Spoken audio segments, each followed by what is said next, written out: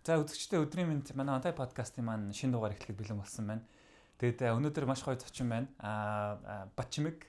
За TDB Securities компани гүйцэтгэх захирлаар ажиллаж байгаа юм бүсгүй орж ирсэн байна.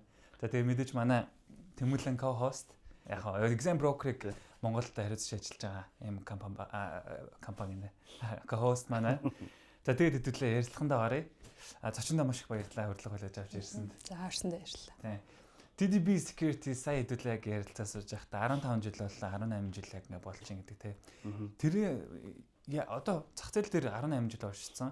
Яг ямар бүтээгдэхүүн үйлчлэг явуулт юм гэдгийг нэг танилцуулбал яасан.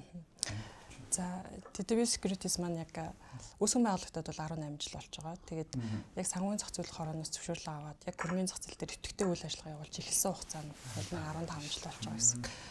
Тэгэхээр ер нь нөгөө хөрөнгө оруулалтын банк гэдэг нэршлэр ер нь үйлчлэгийг аюух ярьдаг шүү дээ. Хөрөнгө оруулалтын банк гэдгээр ойлгодог. За тэгээд маяд нөгөө хөрөнгө оруулалтын банкны тухай маань зохицуулт байхгүй учраас хөрөнгө оруулалтын банкны үйл ажиллагаа эрхэлдэг компаниудыг үнцаас нэг компани гэсэн статусаар ер нь явдаг гэсэн.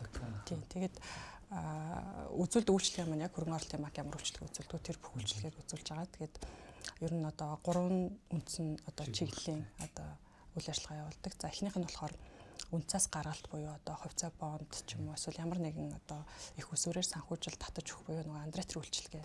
За тэгээ андреатерийн үйлчилгээний одоо бэлтгэл болон дарааш зөвлөх үйлчилгээнүүд маань хамтаар авчдаг. Өөрөлдөх юм бол нөгөө corporate finance advisory буюу одоо санхүүгийн зөвлөх үйлчилгээ яаж одоо санхүүгийн хамгийн үр ашигтай зохион байгуулах ч гэдэг юм эсвэл одоо компани нэгдэж нийлэх нөгөө хувьцааг хуваах, тусгаарлах, нийлүүлэх гэх тийм ажлуудаа зөвлөх үйлчилгээ үзүүлдэг. За хоёр дахь бизнесийн чиглэл маань үнцаасны зурчлал гэж явдаг. Тэгэхээр дотоодын зах зээл, гадны зах зээл ер нь гадаад дотоод бүх одоо зах зээл рүү санхүүгийн өргөслүүдийг одоо хөдөлж авч хөрөнгө оруулахад нь зурчилж байгаа брокер үйлчилгээ гэсэн үг.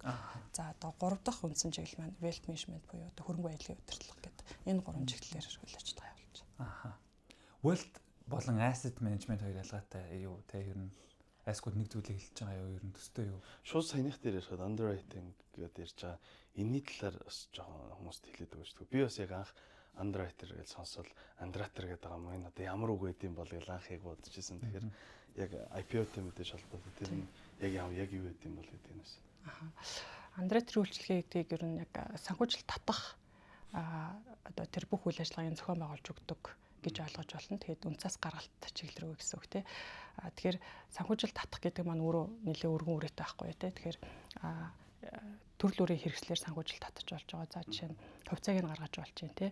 Тэгээ хэрвээ компаниуд одоо бизнесүүд анх удаага хувьцаагаа ингээд хөрөнгөний биржээр гаргаад олон нийтэд санал болгож байгаа бол тэрийг IPO гэж нэрлэдэг байгаа тий. За өмнө нь одоо бирж дээр хувьцаагаа гаргацсан компаниуд дахиж нэмж хувьцаа гаргаад хүмүүсээс дахиж нэмэлт санхүүжилт татаж байгаа бол тэрийг одоо SPO буюу secondary public offering буюу одоо гэж нэрлэж байгаа. За мөн одоо бонд өрийн хэрэгсэл тий. За энэ дотор одоо бонд ээж болно, хөрөнгө оруулалт гац үнцээс ээж болно. За энэ санхүүжилтийг одоо энэ хэлбэрээр санхүүжилт татаж өгөх. За энэ маань зах зээл дээр ингээ хаагаад үзэх юм бол одоо бирж дээрээс олон нийтээс хөрөнгө оруулалт татах, эсвэл нөгөө биржийн бас зах зээлээр хаалттай өрөөнд хөрөнгө оруулалт татах гээ явчин. За тэгээ дээрэс нь одоо нөгөө хувь хөрөнгө оруулалтууд татах ч юм уу тий. Private equity гэж бид нар нэрлээ яваад байдаг. Тэгэхээр хувийн одоо хувьцаанд хөрөнгө оруулах гэдэг ер нь бүх төрлийн чиглэлээр ямар нэгэн санхүүжилтийг татаж өгч байгаа тэр үйлчилгээг хэлж байгаа гэсэн үг. Илүү одоо сүүлийн үед одоо хамгийн идэвхтэй явж байгаа нь ерөөсөө бонд гаргалт, хөрөнгө оруулалт гац үнцээс гаргалтын дээр илүү. Тэрийг underwriting гэдэг хвшилж байгаа гэсэн юм шүү дээ. Компани өөрөө IPO дээр одоо таад маань өөр нэг компанид IPO хийж өгөхөд underwriting хийвэл тэр урчилж хөдөлж авдаг гэж ойлгоод байсан зөв үү? Тэгчээ тэрийг борлуулдаг буюу одоо тэр борлуулалтыг хийж өгдөг. Би болохоор зүгээр л дунд нь ингээд зуучилдаг гэж ойлгоод байсан чинь Монголд яа гэм асуу мэдгүй. Тэгт underwriting гэхээр шууд юуг нь хөдөлж аваад, хувьцааг нь хөдөлж аваад тэг борлуулдаг гэж ойлгосон. Одоо underwriter компани нь тухайн компани 20% авлаа гэнгүүт 20% зах зээл дээр өөртөө борлуулах юм а тий. Тий, би тэгж бодлоо тий. Underwriter юм нэг олон улсад би тэгж хараад байсан. Тэгтээ Монголд яа гэм бурууч гэж боддог. Янз ерөөхдөө ингээд агуулгыг хараад үзвэл үйлчлэгээгээ гэхдээ хоёр янзаар үзүүлдэг байхгүй. Нэг нь болохоор тухайн компани одоо гаргаж байгаа үнцаасыг одоо худалдахад бүх хүчин зармалтаа гаргах буюу одоо underwriter одоо зах зээл дээр гаргаад арилжигтайг үйлцсэн хэсэг нь одоо худалдаж авах үүрэг хүлээхгүй хэсэг гэсэн үг байхгүй. Зүгээр ингээд хүчин чармайлтаа гаргая одоо борлуулах чадах нүггүй юу гэж явна гэсэн. Нөгөө нэг хэлбэр нь болохоор яг үүрэг хүлээж байгаа гэсэн үг. Өөрөөр хэлэх юм бол зах зээл дээр гаргана. Хэрвээ борлуулахгүй үлдэх юм бол үйлцсэн хэсэг нь андреатор заавал өөрөө худалдаж авч агаад ингэж дараагийн акшнууд явуулна. Гэрээний нөхцөл нь гэрээ шийдээд явна гэсэн. Монголд ер нь аль төрөл нь илүү явдаг вэ? Илүү нөгөө нэг үүрэг хүлээхгүй чиглэлээр ихэвчлэн гэрээнүүд хийгддэг. Гэхдээ яг бодит байдал дээр практик дээр нөгөө гэрээн яг тэр чиглэлээр хийгдэж байгаа боловч андреатор 400% гүйцэтгэлээ хийгээл борлуулалтаа ойлцоо хийгээл хариуцал явчихж байгаа гэсэн. Ер нь нөгөө борлуулагдахгүй үлдэх хэсэг гэж ер нь байхгүй гэсэн. Nice. Сая нөгөө TDB ингээ 3 securities 3 чиглэлээр ингээ та маань үйл ажиллагаа явуулдаг гэж шууд миний бодсноор сая ингээ 3 чиглэлээр нь ингээ тус асууад задлаад явуулах юм шиг санагдлаа л да. Юу IPO дээр ярихад одоо та хэд маань компани мэдээж харилцан сонгож байгаа. Гэхдээ ер нь яг юуг нь хардаг вэ? Компани сонгохдоо. Тэгээ яг компани яг хизээ IPO хийхэд бэлэн болсон гэж ер нь одоо нэг хэсэг чинь нэг юм бүр мод болоод өстө хүссэн баг нэг компани яг л 5 жилийн дээр IPO бол гэдэг юм яриад байдсан шүү дээ. Одоо ашгүй гайг болж байгаа шүү. Тэгэхээр тэрэн дээр та хэд маань яг аль чиглэлийг нь харж явдаг бол. За одоо IPO хийх гээд тий. Яг нөгөө ирээдүйд үн цэн илүү өсөх боломж гэдэг зүйлийг харна гэсэн. Яг нэг хэсэг нөгөө хөрөнгө оруулалт татахдаа нөгөө IPO гэдэг хэлбэрээр хөрөнгө оруулалт татъя гэдэг одоо уулзалтууд нэлээх ирж уулзаж нөгөө асуудаг байсан тий. Тэгээд шалгаад үзэхээр яг нөгөө IPO-ийг шаардлагаараа хангахгүй ч юм уу төвшөнд компаниуд бол зөндөө. Тэгэхээр ерөөхдөө андратрийн хувьд яг үнцаас гаргах чинь IPO-г нэг чинь нөгөө хувьцаа гаргалт тий. Тэгэхээр хувьцаа гаргаж байгаа тэр компаниуд дээр хамгийн дөрөнд юуг нь хардаг вэхээр ер нь харахгүй юм байхгүй. Аагаас нь явартал бүх зүйлийг харна гэсэн үг. За тэгээд яг тэгэхээр хөрөнгө оруулагчдын гар дээр одоо бид одоо тэр бүтээгдэхүүнийг гаргаж тавьж ийн гэдэг маань одоо бүх төрлийн эрсдлээс бас хөрөнгө оруулагчдад тодорхой хэмжээнд хаах үйлдэлүүдийг хийж явах хэрэгтэй тий. Тэгэхээр хамгийн түрүүнд одоо засаглалаас эхлээд толгооноос эхлэл шалгана гэсэн үг тий. Засаглалаас эхлээд тэгээд засаглал гэхээр компани засаглал одоо чинь хөрөнгөний бирж дээр ингээд бүртгэлтэй хувьцаат компаниудын зарим компаниуд нь айгуу сайн яваад идэх тий. Одоо жижиг хувьцаа эзэмшигчтэйгээ ирэх шиг айгуу сайн ингээд хамгаалаа бодолцоод бүх ингээд үйл ажиллагаанд явдаг юм сайн засаглалтай компаниуд байгаа. Тэгээд зарим компаниуд ингээд очир дутагдaltaй яваад идэх нөгөө засаглал дээр очивол тий жижиг хувьцаа эзэмшигчтэй ингээд байна гэсэн асуудууд аяг гардаг. Тэгэхээр хамгийн түрүүнд ерөөсөө засаглалын асуудал чухал гэсэн. Тэгээд компани засаглал гэдэг маань өөрөө хувьцаа гаргаж байгаа компаниуд маань нөгөө компани сайн засаглалын кодекс гэдэг зүйлийг заавал дагаж мөрдсөн байх хэрэгтэй байдаг. Тэгэхээр хамгийн түрүүнд тэр шаардлага тавигдана гэсэн. За тэгээд дээрэс нь тухайн бизнесийн одоо үндсэн хувьцаа эзэмшигчтэй шүү дээ. Тэр хувьцаа эзэмшигчдийн одоо өөрсдийнх нь одоо бодлого гэх юм уу те. Яг нөгөө ямар бизнесийн зарчимтай одоо цаашдаа жижиг хувьцаа эзэмшигчдэр их ашгийг нь хамгаалах өөрийнх нь яг бодол ямар юм те гэдэг ч юм уу. За тэгээд дараагийн түвшинд рүү орж ирэл одоо менежментийн баг гэдэг. Менежментийн баг нь яг үнэхээр энэ бизнесийг цааш нь ингээд хөгжүүлээд илүү одоо өгөөж ирээдүйд өгөөд явах тийм чадвартай менежментийн баг байна уугүй юу. За тэгээд үйл ажиллагаа руугаа ороод явах юм бол жишээ нь одоо үйл ажиллагаа нь хэр тогтвортой байж чадахын өөрөлдөх юм бол жоохон явж байгаа дунхаар ч юм уу юм нөгөө процесс нь ингээд тогтворгүй ч юм уу тийм байна уу. Эсвэл яг ингээд тогтвортой өсөх хөгжих юм боломжтой компаниуд байна уу гэдгийг шалгах нь одоо өрсөлдөх чадвар те зах зээл. За тэгээд нөгөө нэг том үзүүлэлт нь яг санхүүгийн үзүүлэлтүүд те. Санхүүгийн төлөвлөлт нь өнгөрсөн хугацаанд санхүүг нь яг ямар гүйцэтгэлтэй байсан ирээдүйд тэр санхүүгийн гүйцэтгэлээ яг тэр хэмжээнд барих юм уу ирээдүйд илүү өрсөлдөлттэй болох юм уу гэдэг зүйл ярина. За тэгээд дээрэс нь за олон нийтээс ингээ хөрөнгө оруулалт татлаа те.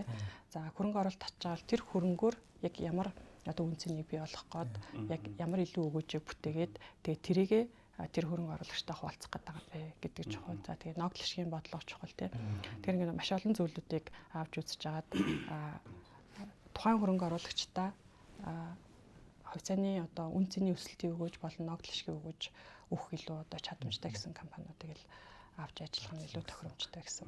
Хэрвээ тодорхой хэмжээнд ингээд шаардлага хангахгүй байгаа бол одоо шаардлага хангахгүй нэгэ буцаачихгүй тий. Үнэхээр тухайн компанийн зорилго ингээд олон нийтийн компани болоод илүү ингээд хөгжиж бизнесээ ингээд илүү өргөжүүлээд хэлье гэдэг одоо амбиц нь байгаа бол зорилго нь байгаа бол анханаас нь тэрийг бэлдэж өгөө явдаг. Тийм гэсэн үг шүү дээ. Энэ дээр ингэж ажиллая тий, яг тэр зөвлөгөөчлөгийн. Тэрийгээ бид нэр одоо нөгөө IPO-ны өмнөх үе шат гэж явцдаг.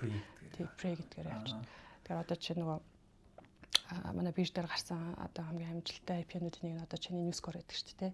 Тэгээ Newscore дээр бид нар чинь андреатор ажиллаж байхдаа нэг жил гарan одоо бэлтжиж гарсан. Тэгээ тийм учраас илүү маш амжилттай IPO болсон. Өөрөөр хэлбэл бэлтгэл сайн байна гэсэн үг.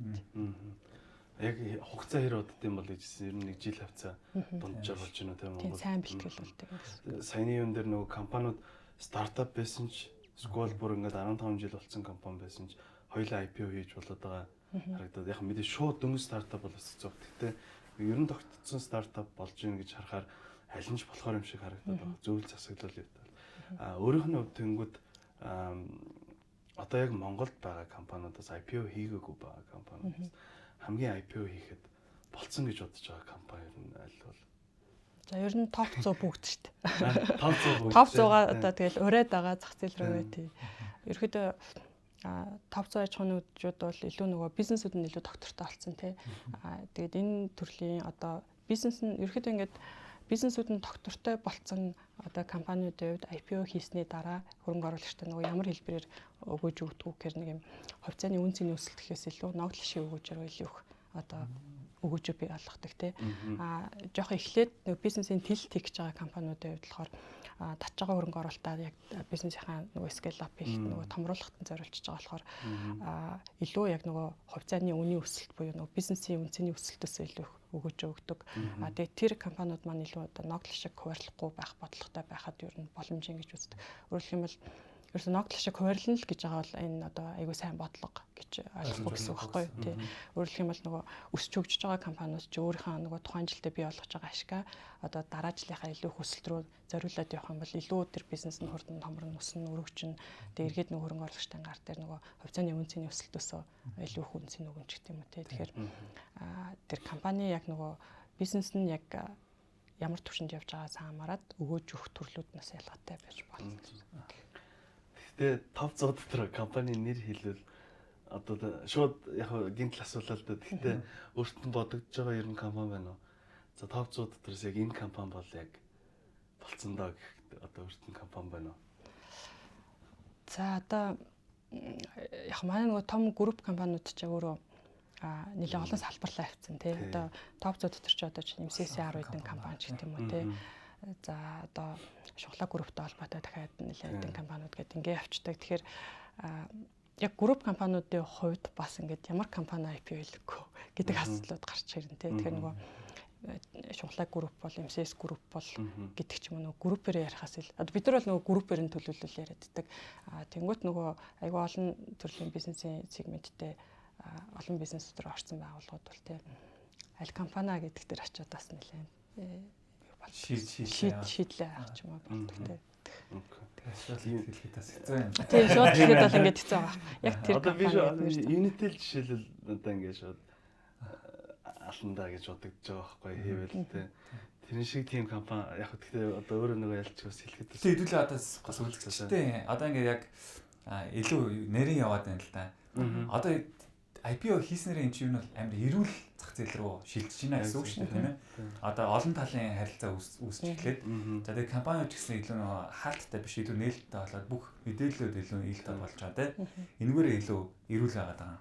Тэр одоо Unitel-ийг жишээлбэл IPO хийлгэчээ гэхэлэр Unitel ч одоо угаасаа л зах зээл дээр бол номер 1 2 тоглогч шүү дээ тийм. Тэгээ IPO хийснээр илүү нээлттэй ил тод болно. Гэхдээ энэ дээр юм эрсдлүүд байдаг юм уу? Та тэрийг бас бодож шүү дээ. Аль талаас эрсдлээ нэлээ жишээлбэл IPO хийснээрээ ил тод болчоороо тэндээс ингээд нууж хаагаад компаниудтай гэсэн үг тийм. Одоо сайн үерсэн топ 100 ингээ өрж байгаа гэдэг. Гэтэ одоо топ 100-ла бүгд бас ороогүй байгаа дээ шүү дээ. Тэгэхээр тэднэрт бас нэг юм орохгүй байгаа шалтгаан бас байгаа л үлгүй те заримд нь. Тэгэхээр тэр эрсдлүүд дээр л компани одоо сэрэмжилж байгаа юмнууд үү? Эсвэл заавал тэгж IPO хийхгүйгээр хангалттай мөнгө байна гэдэг байгаа бол. Тий. Одоо IPO хийж байгаа нөгөө олон нийтийн болж байгаа зорилгууд нь айгүй дотроо нэлээд ялгаатай байхгүй юу? Зарим нь бол яг нөгөө хөрөнгө оруулалт татаад ингээд дараагийн нэг юм том төсөл хэрэгжүүлэх юм уу? Тим төрлийн байна тий. Зарим нь болохоор одоо илүү их нөгөө хэрэглэгчээ тэлэх зорилгоор ч юм уу тий. Олон нийтэд илүү танигдъя, бүтээгдэхүүн үйлчилгээгээ хөрөнгө оруулагч нартай үргээ. Одоо чинь нөгөө Төмөн шууд компани жишээ нь ингээд нэлээд явцад компани болсны дараа Төмөн шуудын явцад эзэмшигч дэлгүрт ороод ямар компани өндөг авах вэ гэдэг асуудал шүү дээ тий. Тэгэхээр яг нөгөө тэр зорилгоор бас IPO хийж байгаа газрууд байна. Тэгэхээр нөгөө талдаа болохоор илүү нөгөө олон улсын зах зээл рүү гарахтаа бэлтгэх зорилготойгоор хийж байгаа зүйлүүд байгаа. Өөрөөр хэлбэл нөгөө гаднаас том хөрөнгө оруулалтууд татгаад тухайн компани өөрөө олон нийтэд нээлттэй компани байгаад ил тод бүх юм ингэж тайлгандаг. Тэр нь ингээд тогтцсон тийм байх юм бол тухайн компани одоо бүртгэлтэй тий олон нийтийн компани юм уу хаалттай компани юм уу гэдгээс хамаарат бас нөгөө хөрөнгө оруулагчийн аппетит одоо дараагийн санхүүжилтийн хэмжээч гэдэг юм уу зүйлүүд бас ингээд ялгаатай яригдчих эхэлнэ. Тэгэхээр IPO гэдэг зорилго айгуу чухал гэсэн үг байхгүй. Тэгэхээр аль нэгэн зорилго нь байхгүй бол одоо тухайн бизнесэд нэг яарах шаардлага байхгүй ч юм уу тийм байна гэсэн. Тэгээ яг нөгөө нэг жоохон сул тал гэж үзээд байдаг зүйл нь яхаарахгүй нөгөө бүх мэдээлэл ингээ олон нийтэд ил тод болох гэдэг. Тэгэхээр нөгөө өрсөлдөгч нар гэдэг ч юм уу нэг тийм асуудлууд бол байдаг. Тэгээд бусад одоо миний түрүүний хэлээд байгаа зорилгууд нь тэрнээсээ илүү чухал шаардлагатай бол тэгээд IPO замаа сонгоод явж. Powered by Mongolia Talent Network. We focus on you. Юу сүүлийн хэдэн жил Монголын ер нь хөрөнгө оруулалт хөрөнгөний бирж нэлээд сайжирч байгаа гэж одоо хүмүүс нэлээд сайн хөрөнгө оруулалт үн цас руу хийдэг болсон байна гэж хараад байгаа. Тэгэхдээ яг дотоодын нийт бүтээгдэхүүнтэй харьцуулахад бол манайх нэлээд бага зах зээл байгаад байгаа шүү дээ. Энэ ер нь яг юунаас болж байгаа гэж одоо өөрийнх нь хувьд яг дотор нь байгаа хүний хувьд бас одоо яг энэ нөгөө зах зээлийн хөгжилд аюу тийм том чухал нөлөөтэй байдаг зүйл нь урт хугацааны хөрөнгө оруулагч буюу одоо нөгөө инвестор бейс гэж яриад байгаа тийм яг худалдаа авах талдаа яг юм нөгөө том потенциал нь үүсч үгүй юу гэдэг бас аюу чухал байгаад байдаг гэсэн. За одоо тэгээд яг хөгжлийнхаа нөгөө явах хэвээр замыг л ингээл туулаад явж байгаа шүү. Одоо манай одоо санхүүгийн салбар гэж үзвэл одоо банкны салбар за тий хөрөнгөний зах зээл энэ маань яг нөгөө үүсэн бий болоод хөгжиж эхэлсэн хугацаа нь бол ингээл яг нэг гараанаас л ингээл зэрэг гарсан зүйл байгаа даа. Тэгээд одоо бол нөгөө банкны салбар давмгай тий нөгөө санхүүгийн зах зээлийн 90% банкны салбар эзэлж байна гэж боддог. Тэгэхээр одоо ингээд харьцуулаад үзэхээр одоо юу гэдэг нь дэлхийн хөрөнгөний зах зээл өөрөө 350 гаруй жилийн түүхтэй тий тэгээ энэ хугацаанд ингээ маш олон зүйл ингээд нөгөө зөв буруу зүйл нь ялгагдаж ингээд чавсараад одоо илүү нөгөө матюр гэж байгаа төвшөндөө очиж байгаа тий одоо цаг агарыг хүртэл ингээд бүтээгдэхүүн болгоод зараад байж байгаа тийм зах зээл тий тэгтлээ ингээ хөгжсөн. За манай зах зээл болохоор яг одоо 35 жилийн одоо яг энэ жил ингээ 35 дахь жил рүүгээ ингээ ороо явж байгаа байхгүй. Тэгэхээр 90 оны нөгөө өмчөвчлөлийн тухай одоо бид нар цэгэрийн ан тасалбар гэж ярьдаг шүү дээ тий. Түүхэн яаж эхэлсэн гэхээр яг нөгөө хөгжих ёстой ном журмаараа одоо ингээд компаниуд анханасаа ингээд бүртгэлтэй явцад компани болоод гэдэг хэлбэрээр биш нөгөө өмч өвчлөлийн хэлбэрээр анх бий болсон тий. Тэгээд тухайд одоо байсан 475 улсын үйлдвэрийн газрыг нөгөө цэгэрийн ан тасалбар гэдэг зүйлээр дамжуулаад иргэдтэй эзэмшүүлэх ингээд товчлох гэдэг одоо эхлэл нь яг тийм байсан тий. Тэгээд тэгээ явцын донд нөгөө 475 компаниудаас чинь одоо амжилттай явах нь үлдээд амжилтгүй явах нь дампуураад эсвэл одоо нөгөө бирж хаан шаардлагыг хангаж чадахгүй ингээд явцын донд ингээд хасагдаж явсараад одоо ингээд нэг 160 гаруй хувьцат компани байгаа байхгүй. Бирж дээр бүртгэлтэй 162 компани. Тэгээ энэ 162 компаниас яг ингээд IPO хийж буюу яг нөгөө хөрөнгөний зах зээл рүү очиж ингээд нээлттэй хувьцат компани болъё гэж зорж очиж бүртгэгдсэн компаниуд нь аягүй цөөхөн. Ихэнх нь нөгөө өмч өвчлөөс ингээд үлдээд амжилттай явж байгаа кейсүүд нь байгаа гэсэн үг байхгүй. Тэгэхээр зах зээл өөрөө нөгөө яаж илүү хурдтай хөгжих үү гэхээр яг нөгөө өөрөө зориод хөрөнгөний зах зээл рүү гарч ирж байгаа компаниуд маань илүү олон болох те. За нөгөө талаа тэр одоо бизнесүүдийг худалдаж авах хөрөнгө оруулагчдын бааз суурь илүү бэлэн болох буюу одоо мэргэжлийн хөрөнгө оруулагчид нь урт хугацааны мэргэжлийн хөрөнгө оруулагч буюу одоо тэтгэврийн сангууд ч гэдэг юм уу те. Хөрөнгө оруулалтын сангууд үүсч өгч. Нөгөө талаа мэргэжлийн хөрөнгө оруулагчаас гадна иргэдэн өөрөө нэг юм хөрөнгө оруулалтын суурь ойлголт мэдлэг гэдэг юмд одоо цөөхүүлээ биш олноороо одоо тэр зүйлийг ингэж сурч мэдэж хөгжиж хоёр талаасаа ингэж уулзчиж илүү нөгөө хурдтай хөгжих боломжтой гэх юм уу. Тийм байна. Зөв supply and demand талаас нь тэгвэл би бол аль нэг тал нэгээ хүлээгээд байгаа юм байгаа болоо гэж бодсон. Тэгвэл ер нь бол яг л айл тал ингээл цаг хугацаагаар л өгч байгаа л гэдэг тийм. Тэрний IPO дээр зарим нэг компаниудыг хүчээр IPO хийлгэж байгаа юм сте. Одоо жишээлбэл банкуудыг сая бүгдийг журманд нь оруулаад тэдний хувийг ингэнэ гэдэг IPO-д болчихлоо шүү дээ тий. Тэгэхээр ингэ яалч явах бас илт болох шаардлагатай болж байгаа шүү дээ тий компаниуд. Бас одоо энэ дэр ийм securities компаниуд болон брокерууд underwriter-ууд яаж ашиглах хүртдэг? Commission based гэсэн үг. Тийм ерөөсөө яг шимтгэлийн орлого. Дийлийнх нь. Эсвэл одоо дийлрийн үйл ажиллагаар одоо арилжааны орлогоос байж болно. Тийм ихэвчлэн ер нь шимтгэлийн орлого дээр үнэлж байгаа. Тэгээ түрүүний нөгөө IPO-н дээр бас нэг юм жижиг статистик хэлэхэд нөгөө сая банкуд гэхээр бас сонирхолтой байж магадгүй. Одоо нөгөө өмчөвчлээс хойш ингэж явж байгаа нэг IPO давлгаа гэж нэг явж ирсэн нэг санаж байгаа тийм нөгөө лендемэнэр эхэлжсэн гэдэг. Тэгээ ерөөдөө яг 2015 оноос яг нөгөө энэ компаниуд IPO хийж ирнэ ингээд эхэлж явсан байдаг байхгүй нөгөө Мики IPO-гоор эхэлсэн байт 2015 оноос. Тэрнээс өмнө IPO баг ингээд байхгүй. Тэгээ 15 оноос 25 он гэдэг нь ч одоо бүтэн 10 жилийн хугацаа шүү дээ. 10 жилийн хугацаанд таад яг хэдэн компани IPO-сэн гэж бодож байна. За 20 дотор л байгаа. 20 дотор байгаа гэж бодож байна тийм байна. Тийм тэгээд яг энэ 10 жилийн хугацааны ингээд тоог харахаар 29 компани IPO-сэн байдаг байхгүй. Тэгээ 29 компани ямар яг тооцсон юм. 29 компани IPO хийгээд нийт татсан хөрөнгө нь 700 тэрбум төгрөг. 10 жилийн хугацаанд хөрөнгөний зах зээлээс татсан тий. Тий. Тэгээд энэ 700 тэрбумын 480 тэрбумын нөгөө 6 банкны IPO эзэлсэн байдаг байхгүй. Тэгэхээр тэгээ энэ 6 банкны болохоор одоо 5 банк нөгөө системийн илүү бүхий банк гэдэг хуулийнхаа дагуу одоо IPO хийсэн тий шаардлагын дагуу нэг компани одоо сайн дураараа IPO-с ингээд 6 банкны IPO 480 хэрч одоо дарагдаалт хэдэн хувь тий дийлэх хувийг эзэмшиж байгаа. Тэгэхээр үлдсэн компаниуд айгүй зөвхөн магаз үнийн дүнгийн хувьд илүү бага гэсэн. Тэгэхээр нэг юм банкудаас бусад IPO-нууд ингээд дундаж гарч байгаа дүн нэг 10 тэрбум орчим байхгүй. Тэгэхээр яагаад тэрнээс илүү хэмжээг ингээд гаргахгүй байна гэхээр компаниудад ингээд гаргах хэрэгцээ байгаа юу гэвэл байгаа. Нөгөө талдаа болохоор яг хөрөнгө оруулагчийн бааз суурь нь бэлнүү гэдэг дээр очиод ерөөхдөө ингээд гол шалтгаан дандаа тэр хөрөнгө оруулагчийн бааз суурь нь байна уугүй юу. Тийм түрүүний ярьсанд бол очичлаа шүү дээ. Тийм нөгөө юм руу очичлаа гэсэн шүү дээ. Тэгэхээр ингээд зах зээлээ ингээд хөгжүүлэх гэвэл илүү нөгөө компаниудаа IPO хий гэхээсээ илүү энэ талтаа бид нар нөгөө бааз суурь бэлтгэх хэрэгтэй. Хөрөнгө оруулагчаа бэлтгэх хэрэгтэй. Тэгэхээр ингээд хөрөнгө оруулагч талд үндсэндээ ингээд за одоо 3 төрлийн хөрөнгө оруулагч байлаа гэж бодъё. Нэг нь ямар мэргэжлийн хөрөнгө оруулагч тахгүй урт хугацааны хөрөнгө оруулалтын сангууд, банкуд, даатгалууд, одоо банкуд сангаан байгууллагууд гэх юм уу тийм байгаа. За одоо л ингээд яг тэр талдаа нөгөө мэргэжлийн хөрөнгө оруулагч талдаа бол хөрөнгө оруулалтын менежментийн компани болоо одоо хөрөнгө оруулалтын сангууд бол сүүлийн жилүүд нэлээд эрчимтэй ингэж хөгжиж байгаа. Өөрөлдөх юм бол иргэдийн хөрөнгийг удирдах одоо илүү өөрсдөө одоо менежмент хийжтэй илүү туршлагатай мэргэжлийн хүмүүс маань хөрөнгөний зах зээл дээр оролцож ажиллаж байгаа. Гэхдээ тэр байгууллагууд маань зөвхөн ингээд дотоодын хөрөнгөний бирж одоо арилжаанд IPO-нд оролцоно гэсэн үг биш, нэлийн өргөн хүрээнд ажиллаж байгаа тийм. Нөгөө нэг зүйл нь болохоор тэтгэврийн сан байхгүй юу?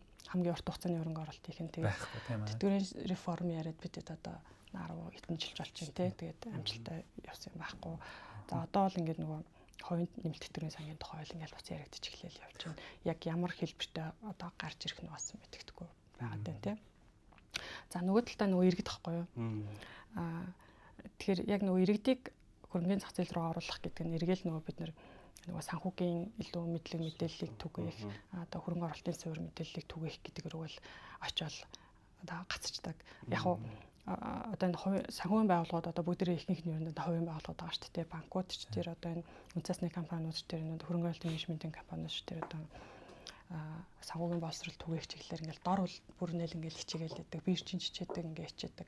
Тэгтээ яг ингээд нөгөө өргөн хүрээнд хурдтай тарж чадахгүй байгаа шалтгаан ерөөсөө нөгөө суурь боловсрын систем дээр л очиод асуудал нь байгаа байхгүй.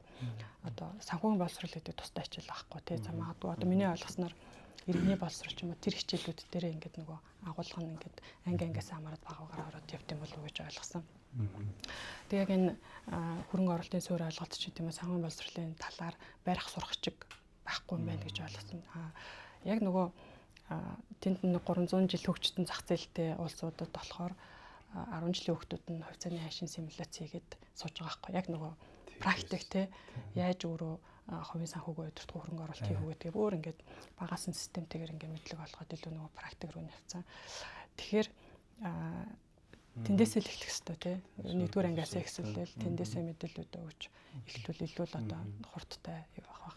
Яг саяныхыг ярьсан чи юу Канадад нэрээ намайг бүр 7 дугаар ангид байхад яг ийм бүтэн зааланд сургуулийн бүхтийг оруулж ирээд ийм зохиомл stock market ийм simulation хийчихсэн юм шүү дээ. Тэгэхээр чамаас 7 дугаар анги гэдэг чинь хэдэн жилийн өмнө ахаа. Харин тий. Тэгэхэд тэнд 10 жилийн хүүхдүүдэд багш нар нь яг ингээд бүр симуляц хийгээд тэг ингээд бүр бүгдэнд нь мөнгө өгөөд яг мэдээж fake money тэгээд тэргээр нь хамгийн сайн ингээд нөгөө маркет хаагдахад хин хамгийн сайн явсан байна тэрийг нь харуулж ирсэн. Тэгэхээр угаасаа ялтчгүй бас тэр талаасаа өөр л байгаа даа. Тэрүүний нөгөө 6 банкыг одоо за хүчээр их хин шашин нөгөө журмын дагуу хин хуулийн дагуу ингээд хөрөнгөний бирж рүү оруулсан өнгөцгөн харахад ийм баг ийм хөрөнгөний биржийг амар сайн дэмжсэн юм шиг харагдаад байгаа байхгүй. Гэхдээ ямарваа нэг нөгөө маркет дээр засаг хүчээр юм хийхээр ингээд нөгөө маркетта сөргөөр нөлөөлдөг юм байдаг шүү дээ. Тэрэн дээр ер нь саяны тэр 6 юг банкыг ингээд IPO хийхэд ямар хөө нөлөө өгсөн бэ маркет дээр? Эрэг үү сөрөг үү? За мэдээж яг нөгөө биржийн одоо арилжаа иргэдэд очих боломж гэдэг талаасаа бол эрэг нөлөө бол мэдээж байгаа. За жишээ нь одоо ингээд нөгөө хөрөнгөний зах зээлүүдийн одоо хөгжлийн түвшинг гэдэг юм ингээд харьцуулж үзэхэд нөгөө зах зээлийн үнэлгээ гэдэг үзүүлэлт тэгээд арилжааны хэмжээ гэдэг үзүүлэлт бас нэлээд чухал байдаг те. Тэгэхээр энэ биржүүдийн IPO хийхдгээс өмнө манай хөрөнгөний зах зээлийн үнэлгээний 6-7 тэр их найд төгрөг байжгаад одоо үнэлгээ нь 13 их найд болсон байгаа байхгүй. Тэгэхээр энэ бол өөрөө нэг энэ 5 банкны нөлөө орж ирж байгаа. Тэгээд хөрөнгөний зах зээлийн өөрөө market cap буюу одоо зах зээлийн хэмжээ маань нэлээд өндөр ингээд болоод орж ирж байгаа. Гэхдээ бид нар нөгөө дотоодын нийт бүтээгдэхүүндээ эслэх хувь нь бол нэг 15% хувьцаа одоо нэмэгдсэн мөртлөө 15% л байгаад 15% хувьцаа байж байгаа гэсэн үг. За иргэдэд ямар боломж гарч ирсэн гэхээр хөрөнгөний бирж дээр нөгөө чанартай сайн бүтээгдэхүүн гараад ирсэн. Сонголт ихтэй болж байгаа тий. Тэгээд хүмүүс ингэдэж штэ нөгөө банк бол ингээл айгүй ашигтай өгөөжтэй ингээ ажиллаад байна гэд.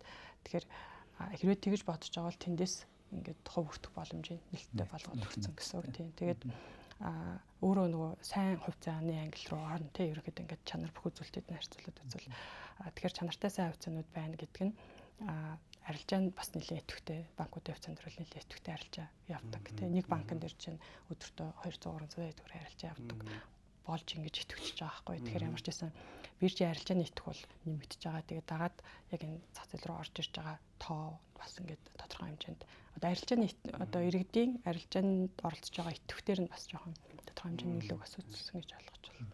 Тэгэхээр саяныхаар бол ер нь бол ерөнхий одоо үзүүлэлтээр бол эрэг тал нь илүү их байсан гэж үзэж болох юм байна те. Дараа нь топ 100 хүчээр харуулна гэж ирээлтэй те. XM Broker маань 3 сарын 23-ыг дуустал 7 хоног бүр $8,750 хүртэлх сэнгэлтийн бонус олох урамшуул зарласан байгааг мэдсэн үү? 7 хоног бүр хамгийн багадаа 2 лот л арилжахад та бонус авах эрх үүснэ. Сэнгэлтийн бонустайгаар таны арилжааны боломжит ашиг нэмэгдэхээс гадна байдал эсэргээрээ эргэлээ гэхэд таны дансыг хамгаалах хэрэгсэлж болох юм шүү дээ. Илүү дэлгэрэнгүй мэдээллийг манай XM Broker-ийн албан ёсны хуудаснаас эсвэл тайлбар хэсэг дээрх линкээр орж аваарай. Танд амжилт хүсье.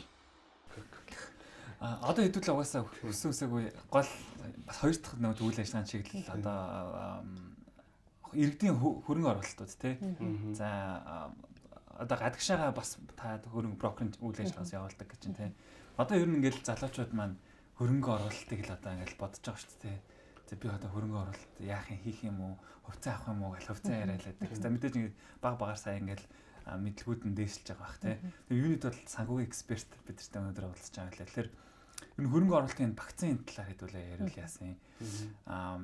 Хэр их иргэд хэр их харилцагчтай байна танах дээр тий.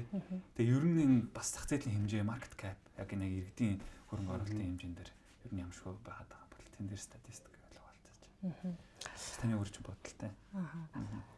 За ер нь бүтээгдэхүүний ангилал талаас эхлээд тэгээ дараа нь стратегийг яаж явж байна гэдэг мэдээлэл зүгээрээс магадгүй. Одоо тоо ярил ер нь илүү ойлгомжтой нэг юм хэмжээ дамжааны ойлгогдох бах тий. Тэгэхээр одоо сүүлийн яг нөгөө 5 жилд нөгөө OTC зах зээл буюу нөгөө биржийн бас зах зээл дээр нэлээд идэвхтэй хөгжсөн. Өөрөлдөх юм бол нөгөө бондын зах зээл нэлээд идэвхтэй хөгжсөн гэсэн үг. За тэгээд энэ зах зээл хөгжсөний үр дүнд одоо чинь 2025 онд тий өнгөрсөн жил яг бондын зах зээл дээр нийт 2.1 их найт төгрөгийн бонд гарсан. Өөрөлдөх юм бол үнцаас гаргалтын тэр хэмжээгээр явсан. Нөгөө талд нь одоо хөдөлж авах хөрөнгө оруулагчид нь хөрөнгө оруулалт хийсэн гэсэн үг тий. Хувийн болон улсын аль аль нь уу? Тий аль аль нь. Зөвхөн нөгөө дотоодын зах зээл дээр гарч байгаа бондууд гэсэн. Гэхдээ 25 онд бол нөгөө төрийн оролцоотой том компаниуд бонд бол бараг гаргаагүй тий. Тэгээд ихвчлэн аж ахуйн нэгжүүдийн бондууд байгаа. Тэгээд нөгөө хөрөнгө оруулалт хийж байгаа ингээд одоо урсгалыг харах юм бол одоо жил болгон одоо энэ хэмжээний одоо бонд ингээ гардаг болчлоо тий. Тэгэхээр хүмүүсийн нөгөө мөнгөний урсгалыг ингээ харах юм бол хадгаламжаасаа яг энэ зах зээл рүү шилжээд байна уу гэхээр бас үгүй. Нөгөө талдаа нөгөө банкны хадгаламжийн хэмжээ зэрэгцээ өсөд байгаа. Энэ ч бас ингээ байгаа өсөд байгаа. За тэгээд нөгөө сонголтын дунд жишээ нь за энэ бол ингээ нөгөө бондын зах зээлийг ярьж байна тий. За нөгөө одоо нэг төрлийн үнцээс нь бол хувьцаа. За хувьцаан дээр бол жишээ нь 25 онд IPO хийгдэг үү? За 24 онд жишээ нь 1 билүү 2 IPO хийгдсэн. Тэгээд өөрөөр хэлбэл IPO жоох итэх багтай байна гэсэн үг тий. Өмнө нь одоо бирж төр бүртгэгдсэн одоо хувьцаануудын арилжаал ингээд явж байгаа гэсэн үг. Тэгээд одоо яг Монголын хөрөнгөний биржийн арилжаа одоо жилийн арилжаа 1.80 орчим төгрөг байгаа байхгүй. Тэгээд миний саяны нэг 2.1 гэдэг нь нөгөө биржийн болон биржийн бас хоёулангийн нийлээд гарсан бондын хэмжээг хэлж байгаа гэсэн. Хөрөнгөний биржийн өөрийнх нь арилжаа 1.80. Тэгэхээр үнийн дүнгийн хувьд бас нэлээд боломжийн том сонсогдож байна тий. Тэгээд нэг төрөм одоо 1.80 төгрөгийн дээр яг нөгөө хувьцааны арилжааг салгаад харахаар 300 тэрбум орчим байдаг байхгүй. Тэгээд тий нөгөө бонд хөрөнгөөр баталгаажсан үнцаас нөгөө үрийн эрхслүүд ихэвчлэн байна гэсэн үг. Тэгэхээр хувьцааны арилжаанд дотоодын хувьцааны арилжаа бол нэг сүүлийн хэдэн жил нэг 250-аас 300 тэрбум орчмын хооронд л ер нь ингээд хэлбэлцээд явж байгаа. Тэгэхээр бид нар нэг юм зах зээл дээрийн одоо бодит арилжааны хэмжээг нэг энэ хавцаа байна гэж ерөөхдөө ойлгочих болно гэсэн. Тий. Хувьцааны арилжаа. За тэгээд жил болгон одоо 2.80 төгрөгийн бонд ингээд гараа явчихин. Тий 2024 онд бол 2.7 их найдын бонд гарч ирсэн гэсэн. За энэ бол ингээд нөгөө яг дотоодын зах зээл дээр байгаа ингээд сонголтууд байхгүй. За бирж маань одоо зөвхөн ганцхан бирж байхаа болцсон. Одоо 3 биржтэй. Монголын хөрөнгөний бирж, Улаанбаатар үнцасны бирж, Чингис хаан биржгийн 3 биржтэй болсон байж байгаа. Ингээд биржүүд дээр 5 төрлийн бүтээгдэхүүн гарч байгаа гэж ойлгож байна тий. За хувьцаа, бонд, хөрөнгөөр баталгаажсан үнцас, хөрөнгө оруулалтын сангийн нэг зэрэг засгийн газрын үнцас гэдэг. Тэгээд хөрөнгө оруулалтууд маань зөвхөн өмнө доллар төгрөгөөр байдаг байсан бол ингээд төгрөг болон доллар гэдэг юм сонголттой болсон. Ер нь бол ингээд хөрөнгө оруулахыг хүсэж байгаа хүмүүсийн гар дээр бүтээгдэхүүний сонголтууд их байгаа. Иргэдийн хувьд нөгөө үнэхээр том хөрөнгө оруулагч л нөгөө хөрөнгө чадварын асуудал дээр санаа зовно гэхээс иргэдийн хувьд бас хөрөнгө чадвар дээр санаа зовхгүй байх хэмжээнд тодорхой хэмжээнд арилжааны хэмжээ бол өссөн байгаа. Нэг за ийм нөхцөл байдал тоёг дотоодын зах зээл дээр байгаа гэсэн. За тэгээд за одоо хөрөнгө оруулах гэж байгаа хүмүүст маань яг ямар сонголт байна те. За тэн дээр ингээ ярахаар сонголтууд бол ингээд олон болцсон тий. Тэгээд дээрэс нь зөвхөн дотоодын зах зээл гэхгүй гадны зах зээл дээр бас сонголтууд олон байгаа. За гадаад зах зээл рүүгээ илүү яриа явахаар манай одоо харилцагчдын гэдэг юм уу тий хөрөнгө оруулагчдын ингээд гадны зах зээл рүү орж байгаа дийлэн хүүнийн дүнгийг харахаар Монгол улсаас олон улсын зах зээл дээр гарсан Монгол бондууд руугаа хөрөнгө оруулалт нэлээд хийдэг. Бид бас тэрийг илүүдэлгүй санал болгодог. Тэгээд яагаад гэдэг вөхөр нэг талаас ингээд төгрөгөөр биш одоо гадаад валютаар хөрөнгөө байршуул хөрөнгө оруулалтыг сонирхолтой хүмүүс бас тодорхой хэмжээний нэлээд байна тий. За мэргэжлийн хөрөнгө оруулагчид нь бас байж байна. Тэд нар маань ингээд долларын хөрөнгө оруулалт хийх гэж дотоодын зах зээл дээр гарсан нөгөө долларын бүтээгдэхүүний хэмжээ маань арай бага учраас гадна зах зээл рүү гараа авчдаг. Тэгээ өгөөч нь илүү өндөр байдаг.